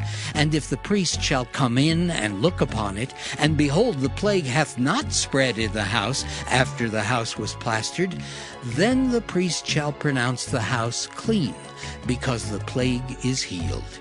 And he shall take to cleanse the house 2 birds, and cedar wood, and scarlet, and hyssop. And he shall kill the one of the birds in an earthen vessel over running water. And he shall take the cedar wood, and the hyssop, and the scarlet, and the living bird, and dip them in the blood of the slain bird, and in the running water, and sprinkle the house 7 times. And he shall cleanse the house with the blood of the bird, and with the running water, and with the living bird, and with the cedar wood, and with the hyssop, and with the scarlet. But he shall let go the living bird out of the city into the open fields, and make an atonement for the house, and it shall be clean. This is the law for all manner of plague of leprosy and skull, and for the leprosy of a garment and of a house, and for a rising, and for a scab, and for a bright spot, to teach when it is unclean and when it is clean. This is the law of leprosy. Leviticus chapter 15. And the Lord spake unto Moses and to Aaron, saying, Speak unto the children of Israel, and say unto them, When any man hath a running issue out of his flesh, because of his issue he is unclean. And this shall be his uncleanness in his issue, whether his flesh run with his issue, or his flesh be stopped from his issue, it is his uncleanness. Every bed whereon he lieth that hath the issue is unclean, and everything whereon he sitteth shall be unclean. And whosoever toucheth his bed shall wash his clothes, and bathe himself in water, and be unclean until the even. And he that sitteth on anything whereon he sat that hath the issue shall wash his clothes, and bathe himself in water, and be unclean until the even. And he that toucheth the flesh of him that hath the issue shall wash his clothes, and bathe himself in water, and be unclean until the even. And if he that hath the issue spit upon him that is clean, then he shall wash his clothes, and bathe himself in water, and be unclean until the even. And what saddle soever he rideth upon that hath the issue shall be unclean. And whosoever toucheth anything that was under him shall be unclean until the even. And he that beareth any of those things shall wash his clothes, and bathe himself in water, and be unclean until the even. And whomsoever he toucheth that hath the issue, and hath not rinsed his hands in water, he shall wash his clothes, and bathe himself in water, and be unclean until the even. And the vessel of earth that he toucheth, which hath the issue, shall be broken, and every vessel of wood shall be rinsed in water. And when he that hath an issue is cleansed of his issue, then he shall number to himself 7 days for his cleansing, and wash his clothes, and bathe his flesh in running water, and shall be clean. And on the 8th day he shall take to him 2 turtle doves, or 2 young pigeons, and come before the Lord unto the door of the tabernacle of the congregation, and give them unto the priest. And the priest shall offer them, the one for a sin offering, and the other for a burnt offering. And the priest shall make an atonement for him before the Lord for his issue. And if any man's seed of copulation go out from him, then he shall wash all his flesh in water, and be unclean until the even. And every garment and every skin whereon is the seed of copulation shall be washed with water, and be unclean until the even. The woman also with whom man shall lie with seed of copulation, they shall both bathe themselves in water, and be unclean until the even. And if a woman have an issue, and her issue in her flesh be blood, she shall be put apart 7 days, and whosoever toucheth her shall be unclean until the even. And everything that she lieth upon in her separation shall be unclean. Everything also that she sitteth upon shall be unclean. And whosoever toucheth her bed shall wash his clothes, and bathe himself in water, and be unclean until the even. And whosoever toucheth anything that she sat upon shall wash his clothes, and bathe himself in water, and be unclean until the even. And if it be on her bed, or on anything whereon she sitteth, when he toucheth it, he shall be unclean until the even. And if any man lie with her at all, and her flowers be upon him, he shall be unclean 7 days, and all the bed whereon he lieth shall be unclean. And if a woman have an issue of her blood many days out of the time of her separation, or if it run beyond the time of her separation, all the days of the issue of her uncleanness shall be as the days of her separation. She shall be unclean. Every bed whereon she lieth all the days of her issue shall be unto her as the bed of her separation, and whatsoever she sitteth upon shall be unclean, as the uncleanness of her separation. And whosoever toucheth those things shall be unclean, and shall wash his clothes, and bathe himself in water, and be unclean until the even. But if she be cleansed of her issue, then she shall number to herself 7 days, and after that she shall be clean. And on the 8th day she shall take unto her 2 turtles, or 2 young pigeons, and bring them unto the priest, to the door of the tabernacle of the congregation. And the priest shall offer the one for a sin offering, and the other for a burnt offering. And the priest shall make an atonement for her before the Lord, for the issue of her uncleanness. Thus shall ye separate the children of Israel from their uncleanness, that they die not in their uncleanness when they defile my tabernacle that is among them. This is the law of him that hath an issue, and of him whose seed goeth from him, and is defiled therewith, and of her that is sick of her flowers, and of him that hath an issue, of the man and of the woman, and of him that lieth with her that is unclean. Leviticus chapter 16. And the Lord spake unto Moses after the death of the 2 sons of Aaron, when they offered before the Lord, and died. And the Lord said unto Moses, Speak unto Aaron thy brother, that he come not at all times into the holy place, within the veil before the mercy seat which is upon the ark, that he die not. For I will appear in the cloud upon the mercy seat. Thus shall Aaron come into the holy place with a young bullock for a sin offering, and a ram for a burnt offering. He shall put on the holy linen coat, and he shall have the linen breeches upon his flesh, and shall be girded with a linen girdle, and with the linen mitre shall he be attired. These are holy garments. Therefore shall he wash his flesh in water, and so put them on. And he shall take of the congregation of the children of Israel 2 kids of the goats for a sin offering, and 1 ram for a burnt offering. And Aaron shall offer his bullock of the sin offering, which is for himself, and make an atonement for himself and for his house. And he shall take the 2 goats, and present them before the Lord at the door of the tabernacle of the congregation.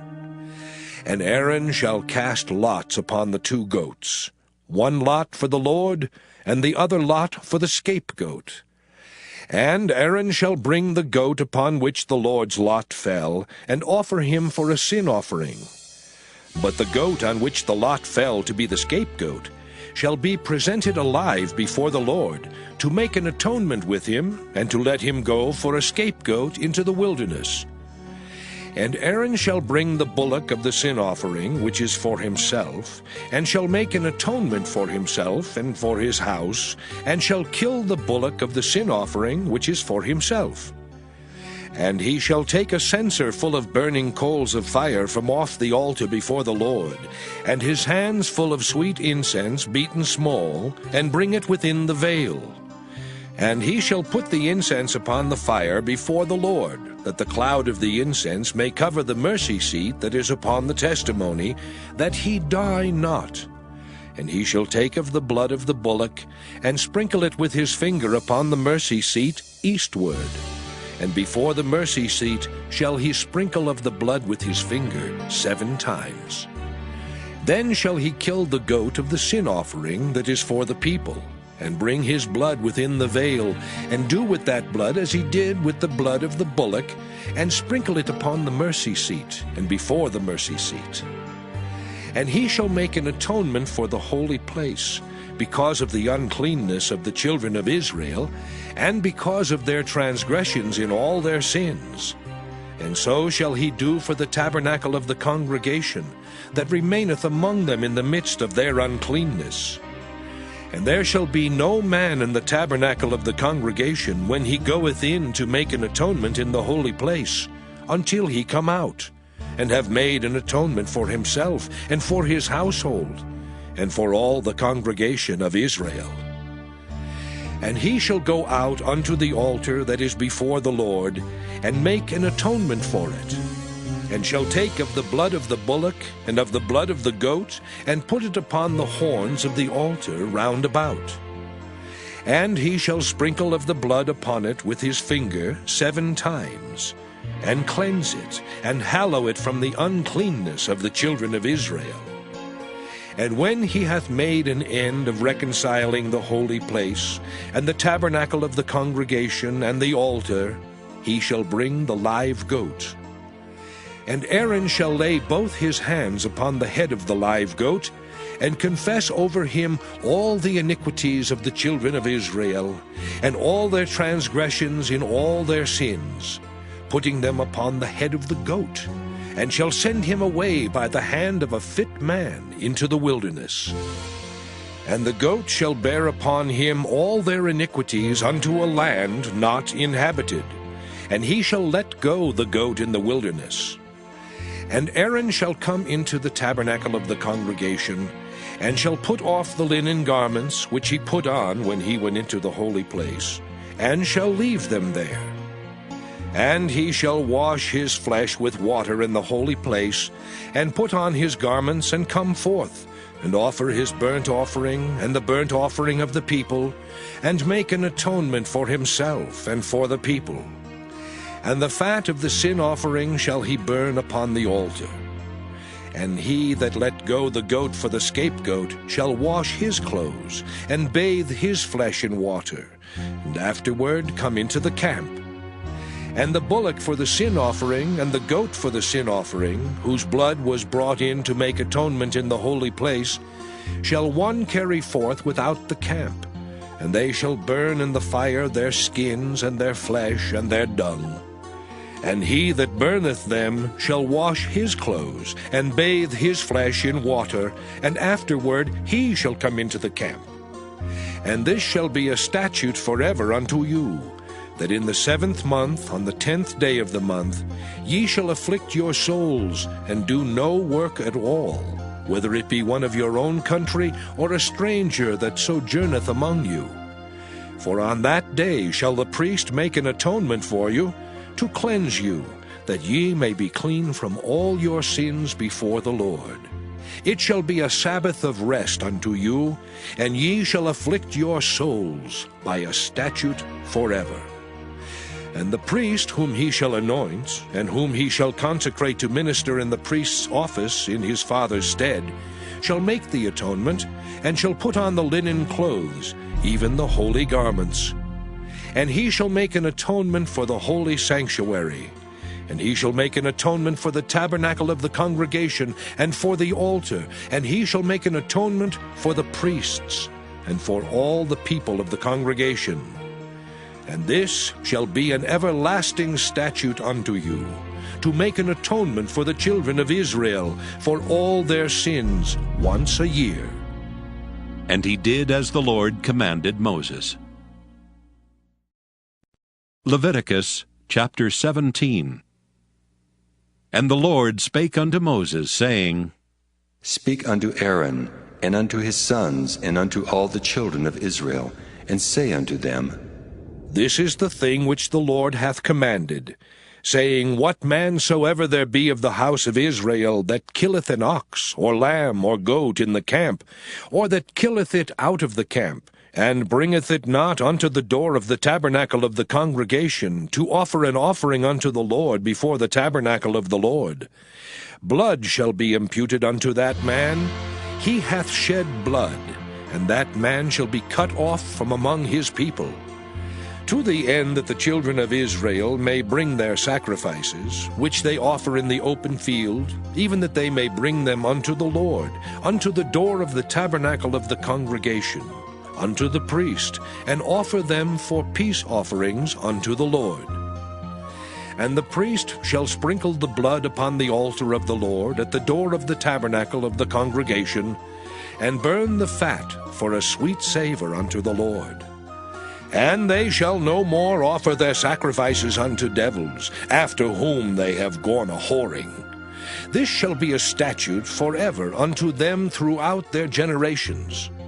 And thou shalt say unto them, Whatsoever man there be of the house of Israel, or of the strangers which sojourn among you, that offereth a burnt offering or sacrifice, and bringeth it not unto the door of the tabernacle of the congregation, to offer it unto the Lord, even that man shall be cut off from among his people. And whatsoever man there be of the house of Israel, or of the strangers that sojourn among you, that eateth any manner of blood, I will even set my face against that soul that eateth blood, and will cut him off from among his people. For the life of the flesh is in the blood, and I have given it to you upon the altar to make an atonement for your souls, for it is the blood that maketh an atonement for the soul. Therefore I said unto the children of Israel, No soul of you shall eat blood, neither shall any stranger that sojourneth among you eat blood. And whatsoever man there be of the children of Israel, or of the strangers that sojourn among you, which hunteth and catcheth any beast or fowl that may be eaten, he shall even pour out the blood thereof, and cover it with dust. For it is the life of all flesh. The blood of it is for the life thereof.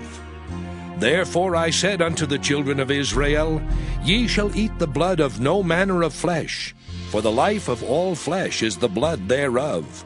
Whosoever eateth it shall be cut off. And every soul that eateth that which died of itself, or that which was torn with beasts, whether it be one of your own country or a stranger, he shall both wash his clothes and bathe himself in water, and be unclean until the even. Then shall he be clean. But if he wash them not, nor bathe his flesh, then he shall bear his iniquity. Leviticus chapter 18. And the Lord spake unto Moses, saying, Speak unto the children of Israel, and say unto them, I am the Lord your God. After the doings of the land of Egypt wherein ye dwelt, shall ye not do. And after the doings of the land of Canaan, whither I bring you, shall ye not do. Neither shall ye walk in their ordinances. Ye shall do my judgments, and keep mine ordinances, to walk therein. I am the Lord your God. Ye shall therefore keep my statutes and my judgments, which if a man do, he shall live in them. I am the Lord. None of you shall approach to any that is near of kin to him, to uncover their nakedness. I am the Lord. The nakedness of thy father, or the nakedness of thy mother, shalt thou not uncover. She is thy mother. Thou shalt not uncover her nakedness. The nakedness of thy father's wife shalt thou not uncover. It is thy father's nakedness. The nakedness of thy sister, the daughter of thy father, or daughter of thy mother, whether she be born at home or born abroad, even their nakedness thou shalt not uncover. The nakedness of thy son's daughter, or of thy daughter's daughter, even their nakedness thou shalt not uncover, for theirs is thine own nakedness. The nakedness of thy father's wife's daughter, begotten of thy father, she is thy sister. Thou shalt not uncover her nakedness. Thou shalt not uncover the nakedness of thy father's sister. She is thy father's near kinswoman. Thou shalt not uncover the nakedness of thy mother's sister, for she is thy mother's near kinswoman. Thou shalt not uncover the nakedness of thy father's brother. Thou shalt not approach to his wife. She is thine aunt. Thou shalt not uncover the nakedness of thy daughter-in-law. She is thy son's wife. Thou shalt not uncover her nakedness. Thou shalt not uncover the nakedness of thy brother's wife. It is thy brother's nakedness. Thou shalt not uncover the nakedness of a woman and her daughter. Neither shalt thou take her son's daughter or her daughter's daughter to uncover her nakedness, for they are her near kinswomen. It is wickedness. Neither shalt thou take a wife to her sister, to vex her, to uncover her nakedness beside the other in her lifetime. Also thou shalt not approach unto a woman to uncover her nakedness, as long as she is put apart for her uncleanness. Moreover, thou shalt not lie carnally with thy neighbor's wife, to defile thyself with her. And thou shalt not let any of thy seed pass through the fire to Moloch, neither shalt thou profane the name of thy God. I am the Lord. Thou shalt not lie with mankind as with womankind. It is abomination. Neither shalt thou lie with any beast to defile thyself therewith. Neither shall any woman stand before a beast to lie down thereto. It is confusion. Defile not ye yourselves in any of these things. For in all these the nations are defiled, which I cast out before you. And the land is defiled. Therefore I do visit the iniquity thereof upon it, and the land itself vomiteth out her inhabitants. Ye shall therefore keep my statutes and my judgments, and shall not commit any of these abominations, neither any of your own nation, nor any stranger that sojourneth among you. For all these abominations have the men of the land done which were before you, and the land is defiled. That the land spew not you out also when ye defile it, as it spewed out the nations that were before you. For whosoever shall commit any of these abominations, even the souls that commit them shall be cut off from among their people. Therefore shall ye keep mine ordinance, that ye commit not any one of these abominable customs which were committed before you, and that ye defile not yourselves therein. I am the Lord your God. Leviticus chapter 19. And the Lord spake unto Moses, saying, Speak unto all the congregation of the children of Israel, and say unto them, Ye shall be holy, for I, the Lord your God, am holy. Ye shall fear every man his mother and his father, and keep my Sabbaths. I am the Lord your God. Turn ye not unto idols, nor make to yourselves molten gods. I am the Lord your God. And if ye offer a sacrifice of peace offerings unto the Lord, ye shall offer it at your own will. It shall be eaten the same day ye offer it, and on the morrow. And if aught remain until the third day, it shall be burnt in the fire. And if it be eaten at all on the third day, it is abominable. It shall not be accepted. Therefore every one that eateth it shall bear his iniquity, because he hath profaned the hallowed thing of the Lord, and that soul shall be cut off from among his people. And when ye reap the harvest of your land, thou shalt not wholly reap the corners of thy field, neither shalt thou gather the gleanings of thy harvest. And thou shalt not glean thy vineyard, neither shalt thou gather every grape of thy vineyard. Thou shalt leave them for the poor and stranger. I am the Lord your God. Ye shall not steal, neither deal falsely, neither lie one to another. And ye shall not swear by my name falsely, neither shalt thou profane the name of thy God. I am the Lord. Thou shalt not defraud thy neighbor, neither rob him. The wages of him that is hired shall not abide with thee all night until the morning. Thou shalt not curse the deaf, nor put a stumbling block before the blind, but shalt fear thy God. I am the Lord. Ye shall do no unrighteousness in judgment. Thou shalt not respect the person of the poor, nor honor the person of the mighty, but in righteousness shalt thou judge thy neighbor. Thou shalt not go up and down as a talebearer among thy people, neither shalt thou stand against the blood of thy neighbor. I am the Lord. Thou shalt not hate thy brother in thine heart. Thou shalt in any wise rebuke thy neighbor, and not suffer sin upon him. Thou shalt not avenge nor bear any grudge against the children of thy people, but thou shalt love thy neighbor as thyself. I am the Lord. Ye shall keep my statutes. Thou shalt not let thy cattle gender with a diverse kind. Thou shalt not sow thy field with mingled seed. Neither shall a garment mingled of linen and woolen come upon thee. And whosoever lieth carnally with a woman that is a bondmaid, betrothed to an husband, and not at all redeemed, nor freedom given her, she shall be scourged. They shall not be put to death, because she was not free. And he shall bring his trespass offering unto the Lord, unto the door of the tabernacle of the congregation, even a ram for a trespass offering. And the priest shall make an atonement for him with the ram of the trespass offering before the Lord, for his sin which he hath done. And the sin which he hath done shall be forgiven him.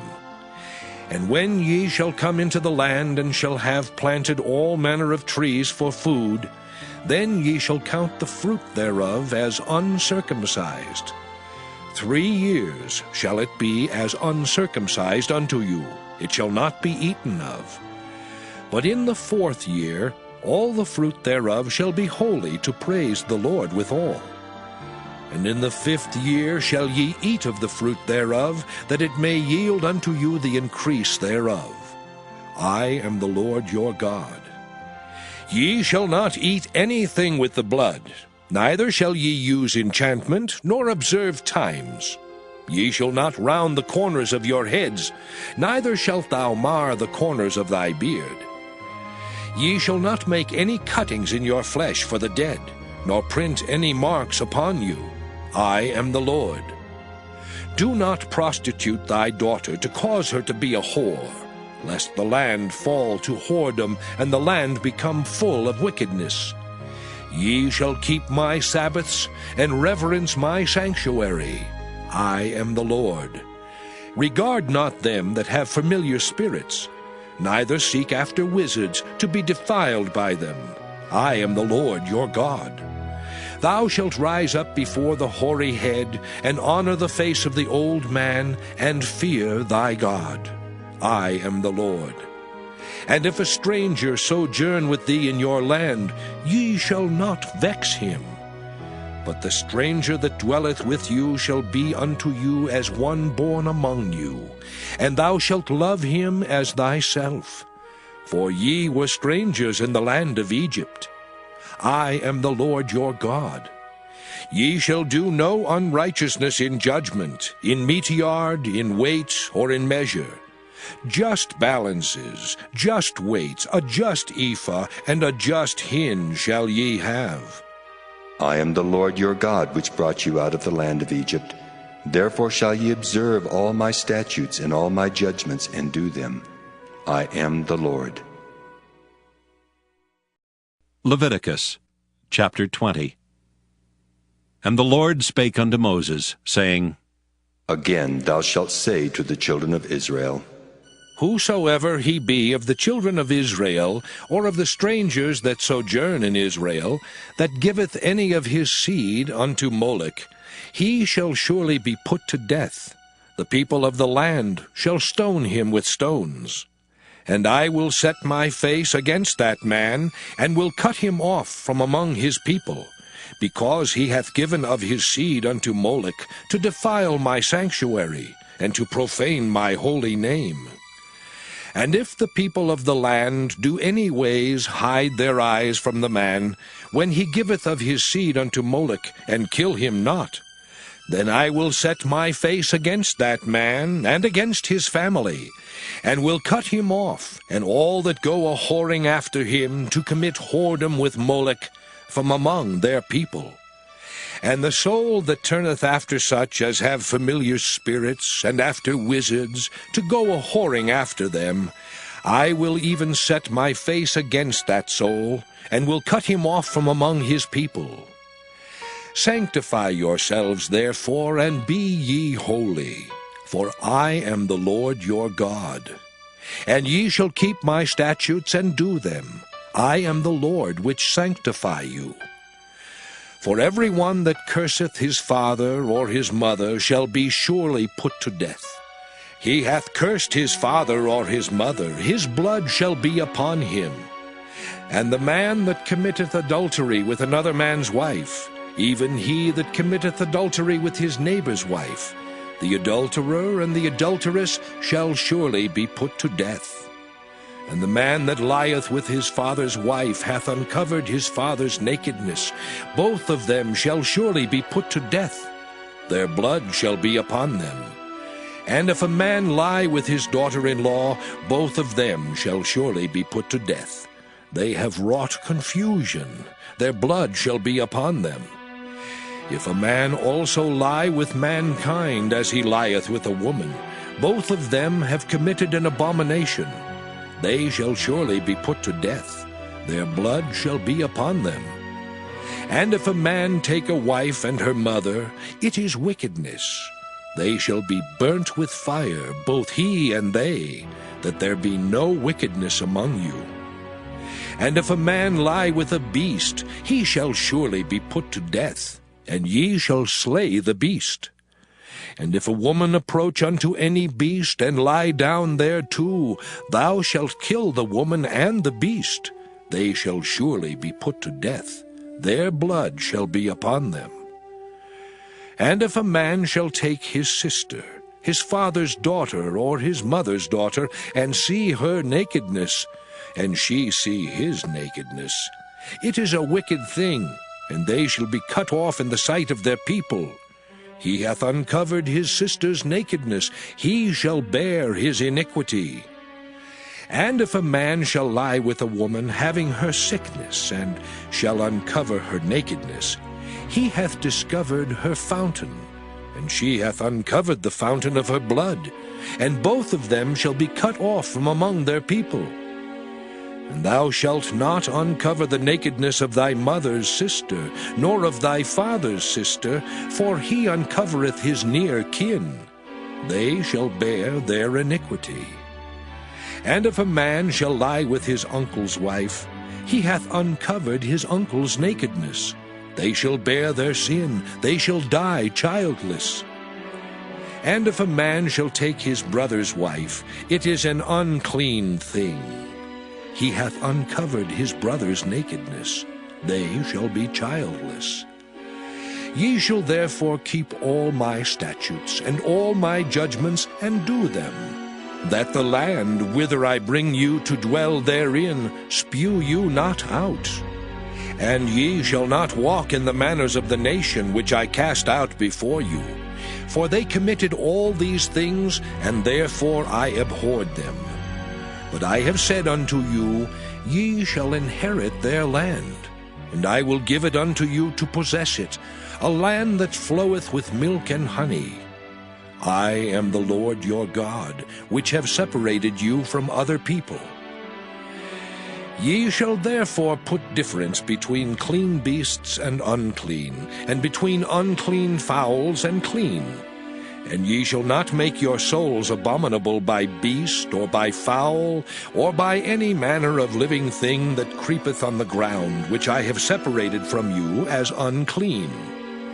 And ye shall be holy unto me, for I the Lord am holy, and have severed you from other people, that ye should be mine.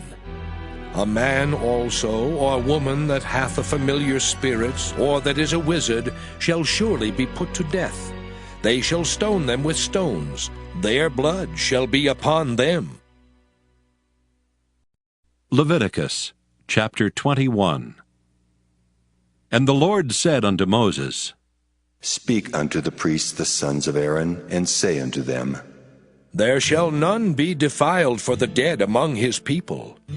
But for his kin that is near unto him, that is, for his mother, and for his father, and for his son, and for his daughter, and for his brother, and for his sister a virgin that is nigh unto him, which hath had no husband, for her may he be defiled. But he shall not defile himself, being a chief man among his people, to profane himself. They shall not make baldness upon their head, neither shall they shave off the corner of their beard, nor make any cuttings in their flesh. They shall be holy unto their God, and not profane the name of their God.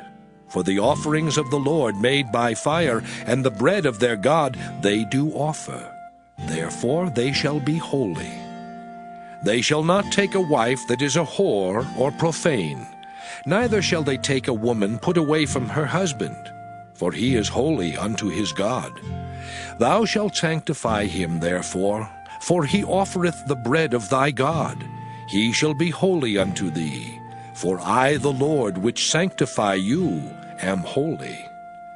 And the daughter of any priest, if she profane herself by playing the whore, she profaneth her father, she shall be burnt with fire. And he that is the high priest among his brethren, upon whose head the anointing oil was poured, and that is consecrated to put on the garments, shall not uncover his head, nor rend his clothes. Neither shall he go into any dead body, nor defile himself for his father or for his mother. Neither shall he go out of the sanctuary, nor profane the sanctuary of his God.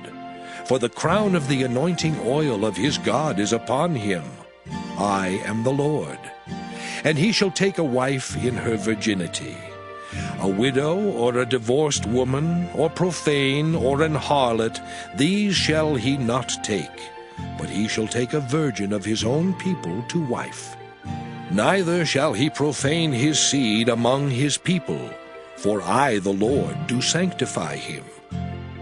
And the Lord spake unto Moses, saying, Speak unto Aaron, saying, Whosoever he be of thy seed in their generations that hath any blemish, let him not approach to offer the bread of his God. For whatsoever man he be that hath a blemish, he shall not approach, a blind man, or a lame, or he that hath a flat nose, or anything superfluous, or a man that is broken-footed, or broken-handed, or crook-backed, or a dwarf, or that hath a blemish in his eye, or be scurvy, or scabbed, or hath his stones broken. No man that hath a blemish of the seed of Aaron the priest shall come nigh to offer the offerings of the Lord made by fire. He hath a blemish, he shall not come nigh to offer the bread of his God. He shall eat the bread of his God, both of the most holy and of the holy. Only he shall not go in unto the veil, nor come nigh unto the altar, because he hath a blemish, that he profane not my sanctuaries. For I the Lord do sanctify them. And Moses told it unto Aaron, and to his sons, and unto all the children of Israel. Leviticus chapter 22. And the Lord spake unto Moses, saying, Speak unto Aaron and to his sons, that they separate themselves from the holy things of the children of Israel, and that they profane not my holy name in those things which they hallow unto me. I am the Lord. Say unto them, Whosoever he be of all your seed among your generations, that goeth unto the holy things, which the children of Israel hallow unto the Lord, having his uncleanness upon him, that soul shall be cut off from my presence. I am the Lord. What man soever of the seed of Aaron is a leper, or hath a running issue, he shall not eat of the holy things until he be clean. And whoso toucheth anything that is unclean by the dead, or a man whose seed goeth from him, or whosoever toucheth any creeping thing, whereby he may be made unclean, or a man of whom he may take uncleanness, whatsoever uncleanness he hath, the soul which hath touched any such shall be unclean until even, and shall not eat of the holy things, unless he wash his flesh with water. And when the sun is down, he shall be clean, and shall afterward eat of the holy things, because it is his food. That which dieth of itself, or is torn with beasts, he shall not eat to defile himself therewith. I am the Lord. They shall therefore keep mine ordinance, lest they bear sin for it, and die therefore if they profane it. I the Lord do sanctify them. There shall no stranger eat of the holy thing. A sojourner of the priest or an hired servant shall not eat of the holy thing. But if the priest buy any soul with his money, he shall eat of it, and he that is born in his house, they shall eat of his meat. If the priest's daughter also be married unto a stranger, she may not eat of an offering of the holy things. But if the priest's daughter be a widow, or divorced, and have no child, and is returned unto her father's house, as in her youth, she shall eat of her father's meat, but there shall no stranger eat thereof. And if a man eat of the holy thing unwittingly, then he shall put the 5th part thereof unto it, and shall give it unto the priest with the holy thing. And they shall not profane the holy things of the children of Israel, which they offer unto the Lord, or suffer them to bear the iniquity of trespass, when they eat their holy things. For I, the Lord, do sanctify them.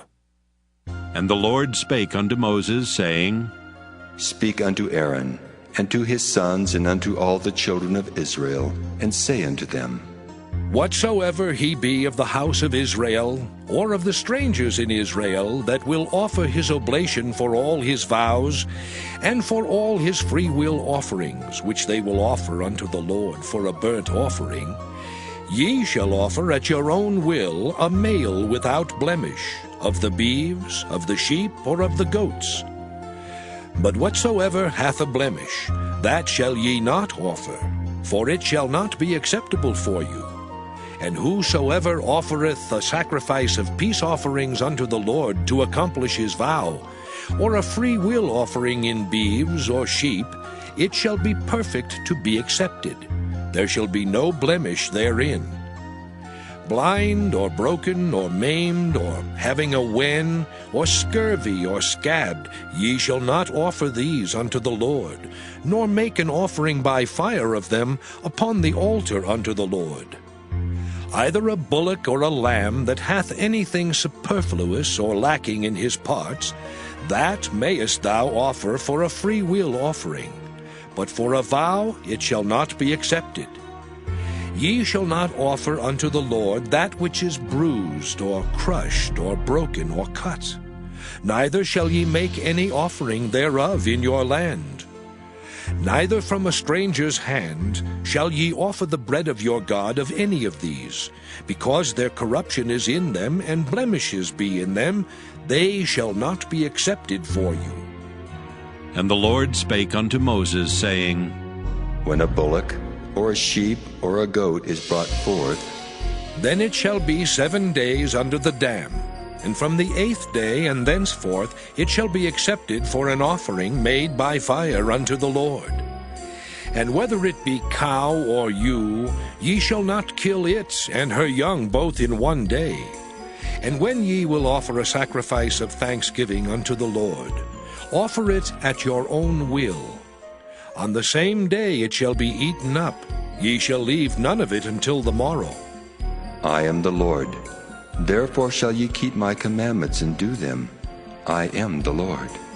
Neither shall ye profane my holy name, but I will be hallowed among the children of Israel. I am the Lord which hallow you, that brought you out of the land of Egypt, to be your God. I am the Lord. Leviticus chapter 23. And the Lord spake unto Moses, saying, Speak unto the children of Israel, and say unto them, Concerning the feasts of the Lord, which ye shall proclaim to be holy convocations, even these are my feasts. 6 days shall work be done, but the 7th day is the Sabbath of rest, and holy convocation. Ye shall do no work therein. It is the Sabbath of the Lord in all your dwellings. These are the feasts of the Lord, even holy convocations, which ye shall proclaim in their seasons. In the 14th day of the 1st month at even is the Lord's Passover. And on the 15th day of the same month is the feast of unleavened bread unto the Lord. 7 days ye must eat unleavened bread. In the 1st day ye shall have an holy convocation. Ye shall do no servile work therein. But ye shall offer an offering made by fire unto the Lord 7 days. In the 7th day is an holy convocation. Ye shall do no servile work therein.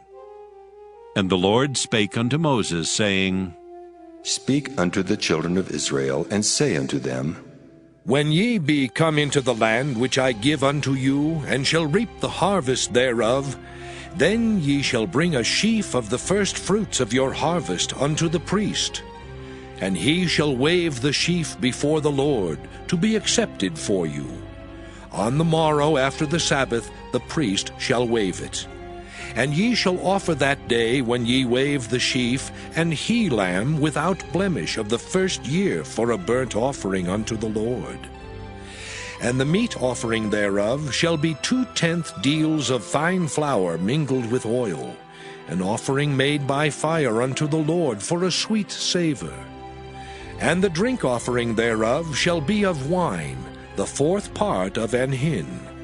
And ye shall eat neither bread, nor parched corn, nor green ears, until the selfsame day that ye have brought an offering unto your God. It shall be a statute forever throughout your generations in all your dwellings. And ye shall count unto you from the morrow after the Sabbath, from the day that ye brought the sheaf of the wave offering, 7 Sabbaths shall be complete. Even unto the morrow after the 7th Sabbath shall ye number 50 days. And ye shall offer a new meat offering unto the Lord. Ye shall bring out of your habitations 2 wave loaves of 2/10 deals. They shall be of fine flour, they shall be baken with leaven. They are the first fruits unto the Lord. And ye shall offer with the bread 7 lambs without blemish of the first year, and 1 young bullock, and 2 rams. They shall be for a burnt offering unto the Lord, with their meat offering and their drink offerings, even an offering made by fire, of sweet savour unto the Lord. Then ye shall sacrifice 1 kid of the goats for a sin offering, and 2 lambs of the first year for a sacrifice of peace offerings. And the priest shall wave them with the bread of the first fruits for a wave offering before the Lord, with the 2 lambs. They shall be holy to the Lord for the priest. And ye shall proclaim on the selfsame day, that it may be an holy convocation unto you. Ye shall do no servile work therein. It shall be a statute forever in all your dwellings throughout your generations. And when ye reap the harvest of your land, thou shalt not make clean riddance of the corners of thy field when thou reapest. Neither shalt thou gather any gleaning of thy harvest. Thou shalt leave them unto the poor and to the stranger. I am the Lord your God. And the Lord spake unto Moses, saying, Speak unto the children of Israel, saying, In the 7th month, in the first day of the month, shall ye have a Sabbath, a memorial of blowing of trumpets, and holy convocation. Ye shall do no servile work therein, but ye shall offer an offering made by fire unto the Lord. And the Lord spake unto Moses, saying, Also on the 10th day of the 7th month, there shall be a day of atonement. It shall be an holy convocation unto you, and ye shall afflict your souls, and offer an offering made by fire unto the Lord. And ye shall do no work in that same day, for it is a day of atonement, to make an atonement for you before the Lord your God. For whatsoever soul it be that shall not be afflicted in that same day, he shall be cut off from among his people. And whatsoever soul it be that doeth any work in that same day, the same soul will I destroy from among his people. Ye shall do no manner of work. It shall be a statute forever throughout your generations in all your dwellings. It shall be unto you a Sabbath of rest, and ye shall afflict your souls. In the 9th day of the month at even, from even unto even, shall ye celebrate your Sabbath. And the Lord spake unto Moses, saying, Speak unto the children of Israel, saying, The 15th day of this 7th month shall be the Feast of Tabernacles for 7 days unto the Lord. On the first day shall be an holy convocation. Ye shall do no servile work therein. 7 days ye shall offer an offering made by fire unto the Lord. On the 8th day shall be an holy convocation unto you. And ye shall offer an offering made by fire unto the Lord. It is a solemn assembly, and ye shall do no servile work therein. These are the feasts of the Lord, which ye shall proclaim to be holy convocations, to offer an offering made by fire unto the Lord, a burnt offering and a meat offering, a sacrifice and drink offerings, everything upon his day. Beside the Sabbaths of the Lord, and beside your gifts, and beside all your vows, and beside all your free will offerings, which ye give unto the Lord. Also in the 15th day of the 7th month, when ye have gathered in the fruit of the land, ye shall keep a feast unto the Lord 7 days. On the 1st day shall be a Sabbath, and on the 8th day shall be a Sabbath. And ye shall take you on the 1st day the boughs of goodly trees, branches of palm trees, and the boughs of thick trees, and willows of the brook, and ye shall rejoice before the Lord your God 7 days. And ye shall keep it a feast unto the Lord 7 days in the year. It shall be a statute forever in your generations. Ye shall celebrate it in the 7th month. Ye shall dwell in booths 7 days. All that are Israelites born shall dwell in booths. That your generations may know that I made the children of Israel to dwell in booths, when I brought them out of the land of Egypt. I am the Lord your God. And Moses declared unto the children of Israel the feasts of the Lord. Leviticus chapter 24. And the Lord spake unto Moses, saying, Command the children of Israel that they bring unto thee pure oil olive beaten for the light, to cause the lamps to burn continually. Without the veil of the testimony, in the tabernacle of the congregation, shall Aaron order it from the evening unto the morning before the Lord continually. It shall be a statute forever in your generations. He shall order the lamps upon the pure candlestick before the Lord continually. And thou shalt take fine flour, and bake 12 cakes thereof. 2/10 deals shall be in 1 cake. And thou shalt set them in 2 rows, 6 on a row upon the pure table before the Lord. And thou shalt put pure frankincense upon each row, that it may be on the bread for a memorial, even an offering made by fire unto the Lord. Every Sabbath he shall set it in order before the Lord continually, being taken from the children of Israel by an everlasting covenant. And it shall be Aaron's and his sons, and they shall eat it in the holy place. For it is most holy unto him of the offerings of the Lord, made by fire by a perpetual statute. And the son of an Israelitish woman, whose father was an Egyptian, went out among the children of Israel. And this son of the Israelitish woman and a man of Israel strove together in the camp. And the Israelitish woman's son blasphemed the name of the Lord, and cursed. And they brought him unto Moses, and his mother's name was Shelomith, the daughter of Dibri, of the tribe of Dan. And they put him in ward, that the mind of the Lord might be showed them. And the Lord spake unto Moses, saying, Bring forth him that hath cursed without the camp, and let all that heard him lay their hands upon his head, and let all the congregation stone him. And thou shalt speak unto the children of Israel, saying, Whosoever curseth his God shall bear his sin.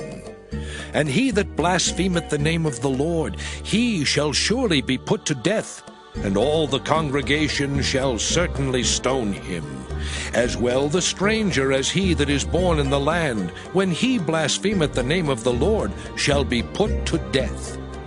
And he that killeth any man shall surely be put to death. And he that killeth the beast shall make it good, beast for beast. And if a man cause a blemish in his neighbor, as he hath done, so shall it be done to him. Breach for breach, eye for eye, tooth for tooth. As he hath caused a blemish in a man, so shall it be done to him again. And he that killeth the beast, he shall restore it. and he that killeth a man, he shall be put to death. Ye shall have one manner of law, as well for the stranger, as for one of your own country. For I am the Lord your God.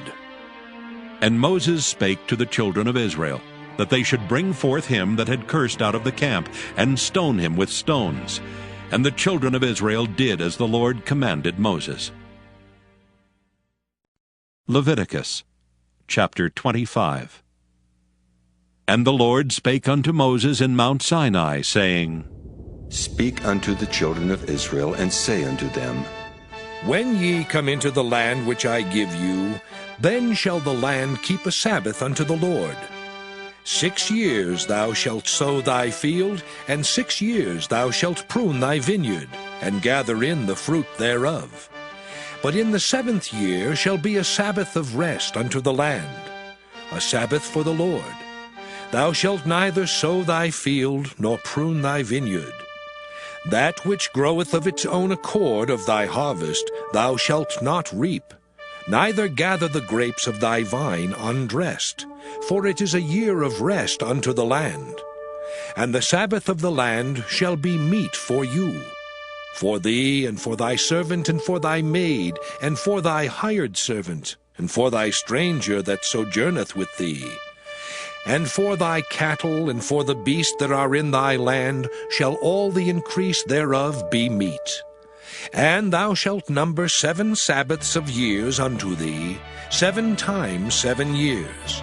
And the space of the 7 Sabbaths of years shall be unto thee 49 years. Then shalt thou cause the trumpet of the Jubilee to sound on the 10th day of the 7th month.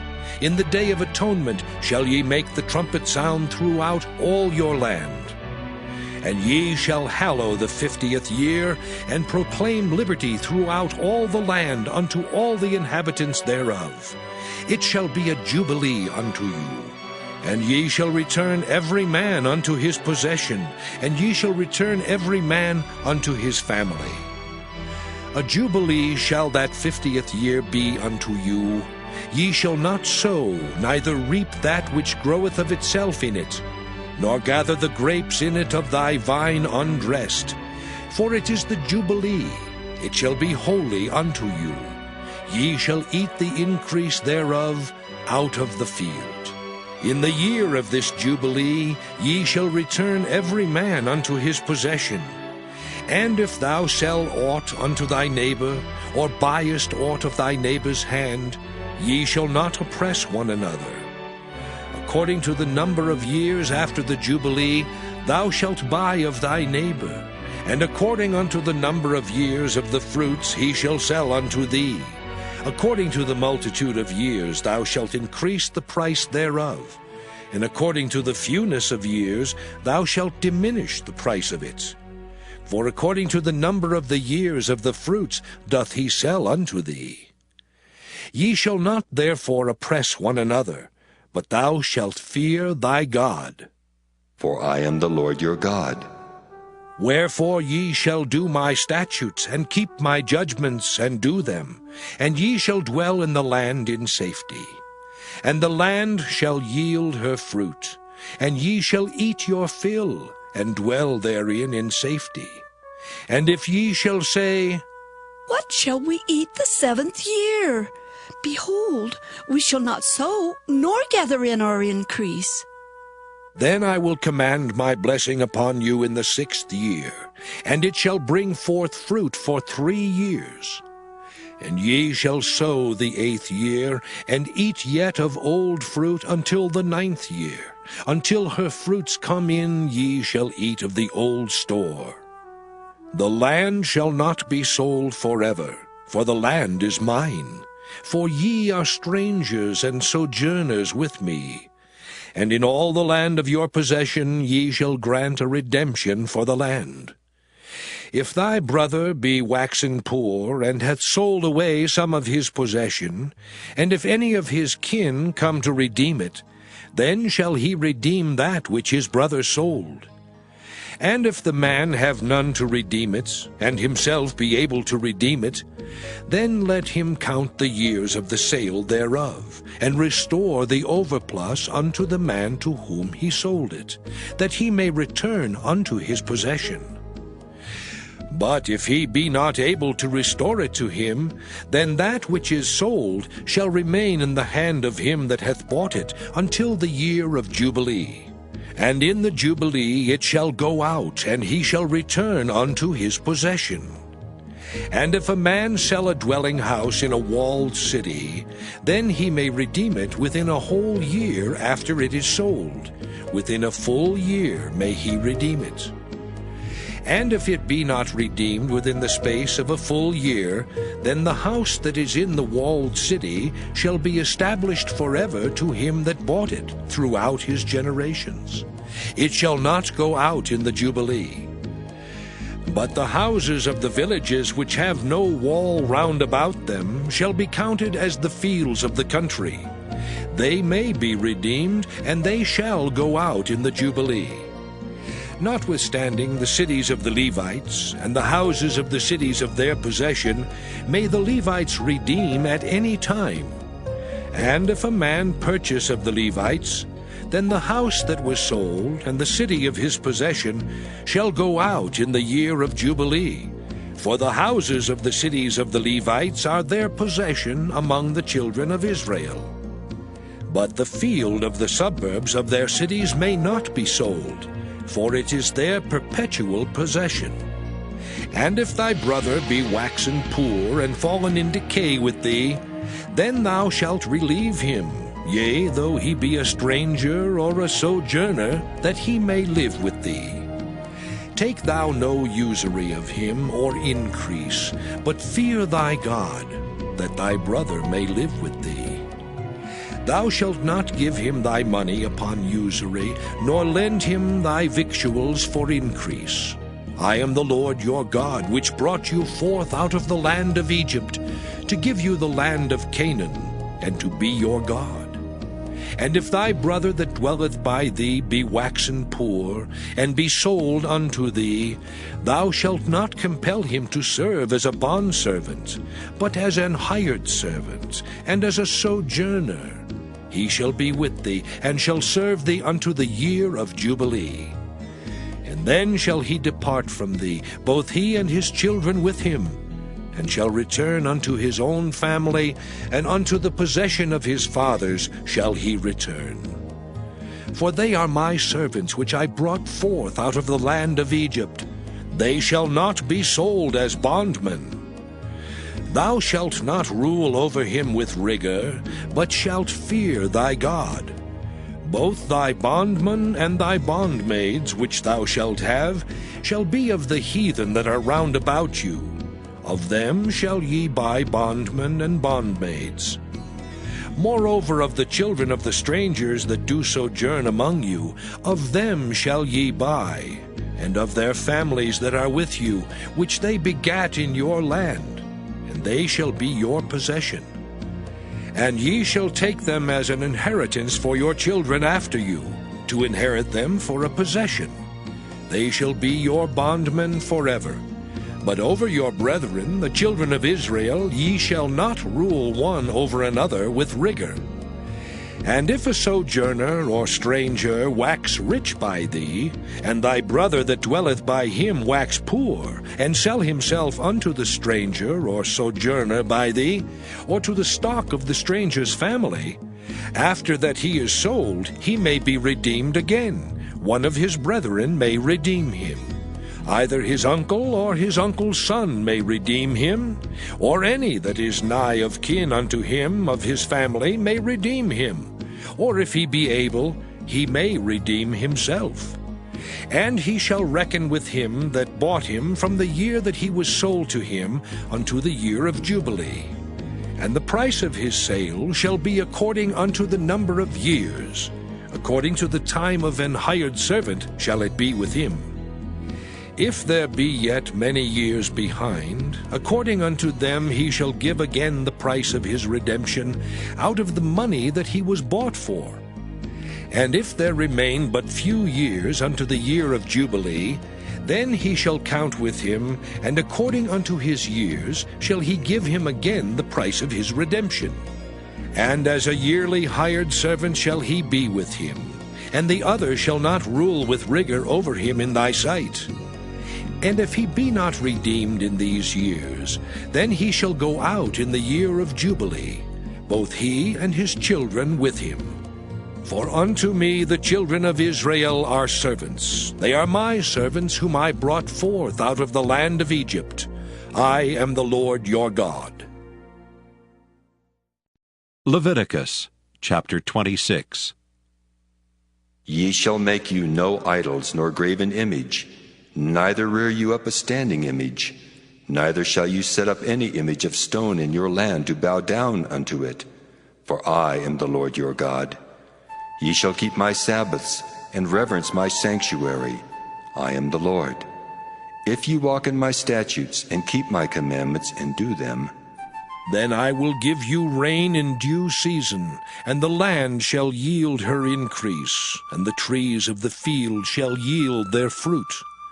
And your threshing shall reach unto the vintage, and the vintage shall reach unto the sowing time, and ye shall eat your bread to the full, and dwell in your land safely. And I will give peace in the land, and ye shall lie down, and none shall make you afraid. And I will rid evil beasts out of the land, neither shall the sword go through your land. And ye shall chase your enemies, and they shall fall before you by the sword.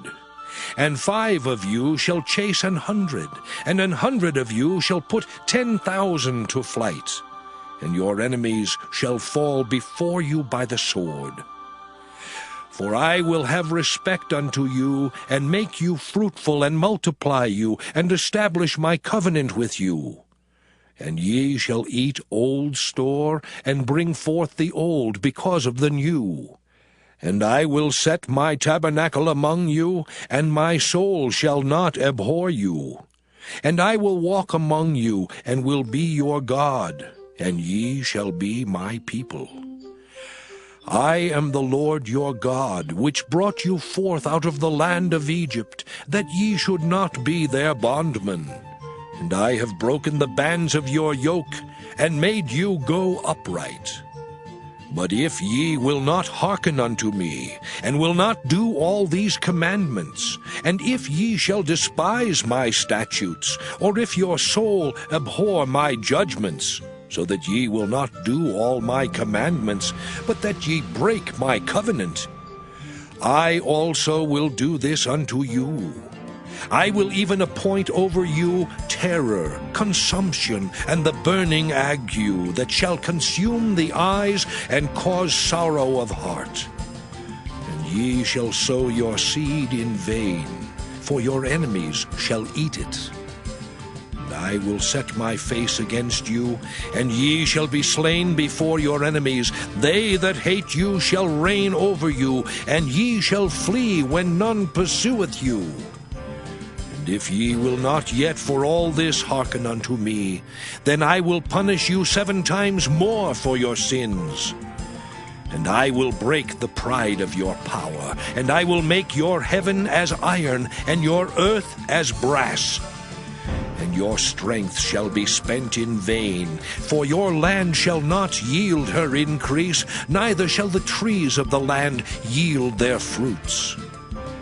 And if ye walk contrary unto me, and will not hearken unto me, I will bring 7 times more plagues upon you according to your sins. I will also send wild beasts among you, which shall rob you of your children, and destroy your cattle, and make you few in number, and your high ways shall be desolate. And if ye will not be reformed by me by these things, but will walk contrary unto me, then will I also walk contrary unto you, and will punish you yet 7 times for your sins.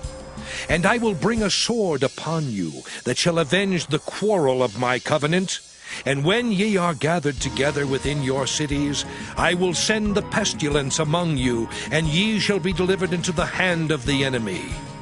And when I have broken the staff of your bread, 10 women shall bake your bread in one oven, and they shall deliver you your bread again by weight. And ye shall eat, and not be satisfied. And if ye will not for all this hearken unto me, but walk contrary unto me, then I will walk contrary unto you also in fury. And I, even I, will chastise you 7 times for your sins. And ye shall eat the flesh of your sons, and the flesh of your daughters shall ye eat. And I will destroy your high places, and cut down your images, and cast your carcasses upon the carcasses of your idols, and my soul shall abhor you. And I will make your cities waste, and bring your sanctuaries unto desolation. And I will not smell the savor of your sweet odors. And I will bring the land into desolation, and your enemies which dwell therein shall be astonished at it. And I will scatter you among the heathen, and will draw out a sword after you, and your land shall be desolate, and your cities waste. Then shall the land enjoy her Sabbaths, as long as it lieth desolate, and ye be in your enemy's land. Even then shall the land rest, and enjoy her Sabbaths. As long as it lieth desolate, it shall rest, because it did not rest in your Sabbaths, when ye dwelt upon it. And upon them that are left alive of you I will send a faintness into their hearts in the lands of their enemies. And the sound of a shaken leaf shall chase them, and they shall flee as fleeing from a sword, and they shall fall when none pursueth. And they shall fall one upon another, as it were before a sword, when none pursueth. And ye shall have no power to stand before your enemies. And ye shall perish among the heathen, and the land of your enemies shall eat you up. And they that are left of you shall pine away in their iniquity in your enemies' lands, and also in the iniquities of their fathers shall they pine away with them. If they shall confess their iniquity, and the iniquity of their fathers, with their trespass which they trespassed against me, and that also they have walked contrary unto me, and that I also have walked contrary unto them, and have brought them into the land of their enemies, if then their uncircumcised hearts be humbled, and they then accept of the punishment of their iniquity, then will I remember my covenant with Jacob, and also my covenant with Isaac, and also my covenant with Abraham will I remember. And I will remember the land. The land also shall be left of them, and shall enjoy her Sabbaths, while she lieth desolate without them. And they shall accept of the punishment of their iniquity, even because they despised my judgments, and because their soul abhorred my statutes. And yet for all that, when they be in the land of their enemies, I will not cast them away, neither will I abhor them, to destroy them utterly, and to break my covenant with them. For I am the Lord their God. But I will for their sakes remember the covenant of their ancestors, whom I brought forth out of the land of Egypt in the sight of the heathen, that I might be their God. I am the Lord. These are the statutes and judgments and laws which the Lord made between him and the children of Israel in Mount Sinai by the hand of Moses. Leviticus chapter 27. And the Lord spake unto Moses, saying, Speak unto the children of Israel, and say unto them, When a man shall make a singular vow, the persons shall be for the Lord by thy estimation. And thy estimation shall be of the male from 20 years old, even unto 60 years old. Even thy estimation shall be 50 shekels of silver, after the shekel of the sanctuary. And if it be a female, then thy estimation shall be 30 shekels. And if it be from 5 years old even unto 20 years old, then thy estimation shall be of the male 20 shekels, and for the female 10 shekels. And if it be from a month old even unto 5 years old, then thy estimation shall be of the male 5 shekels of silver, and for the female thy estimation shall be 3 shekels of silver. And if it be from 60 years old and above, if it be a male, then thy estimation shall be 15 shekels, and for the female 10 shekels. But if he be poorer than thy estimation, then he shall present himself before the priest, and the priest shall value him. According to his ability that vowed shall the priest value him. And if it be a beast, whereof men bring an offering unto the Lord, all that any man giveth of such unto the Lord shall be holy. He shall not alter it, nor change it, a good for a bad, or a bad for a good. And if he shall at all change beast for beast, then it and the exchange thereof shall be holy. And if it be any unclean beast, of which they do not offer a sacrifice unto the Lord, then he shall present the beast before the priest. And the priest shall value it, whether it be good or bad. As thou valuest it who art the priest, so shall it be. But if he will at all redeem it, then he shall add a 5th part thereof unto thy estimation. And when a man shall sanctify his house to be holy unto the Lord, then the priest shall estimate it, whether it be good or bad. As the priest shall estimate it, so shall it stand. And if he that sanctified it will redeem his house, then he shall add the 5th part of the money of thy estimation unto it, and it shall be his. And if a man shall sanctify unto the Lord some part of a field of his possession, then thy estimation shall be according to the seed thereof. An homer of barley seed shall be valued at 50 shekels of silver. If he sanctify his field from the year of Jubilee, according to thy estimation, it shall stand.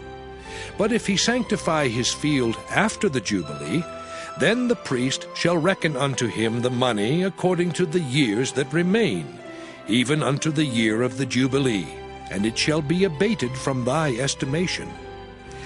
And if he that sanctified the field will in any wise redeem it, then he shall add the 5th part of the money of thy estimation unto it, and it shall be assured to him. And if he will not redeem the field, or if he have sold the field to another man, it shall not be redeemed any more. But the field, when it goeth out in the Jubilee, shall be holy unto the Lord, as a field devoted. The possession thereof shall be the priest's. And if a man sanctify unto the Lord a field which he hath bought, which is not of the fields of his possession, then the priest shall reckon unto him the worth of thy estimation, even unto the year of the Jubilee. And he shall give thine estimation in that day as a holy thing unto the Lord.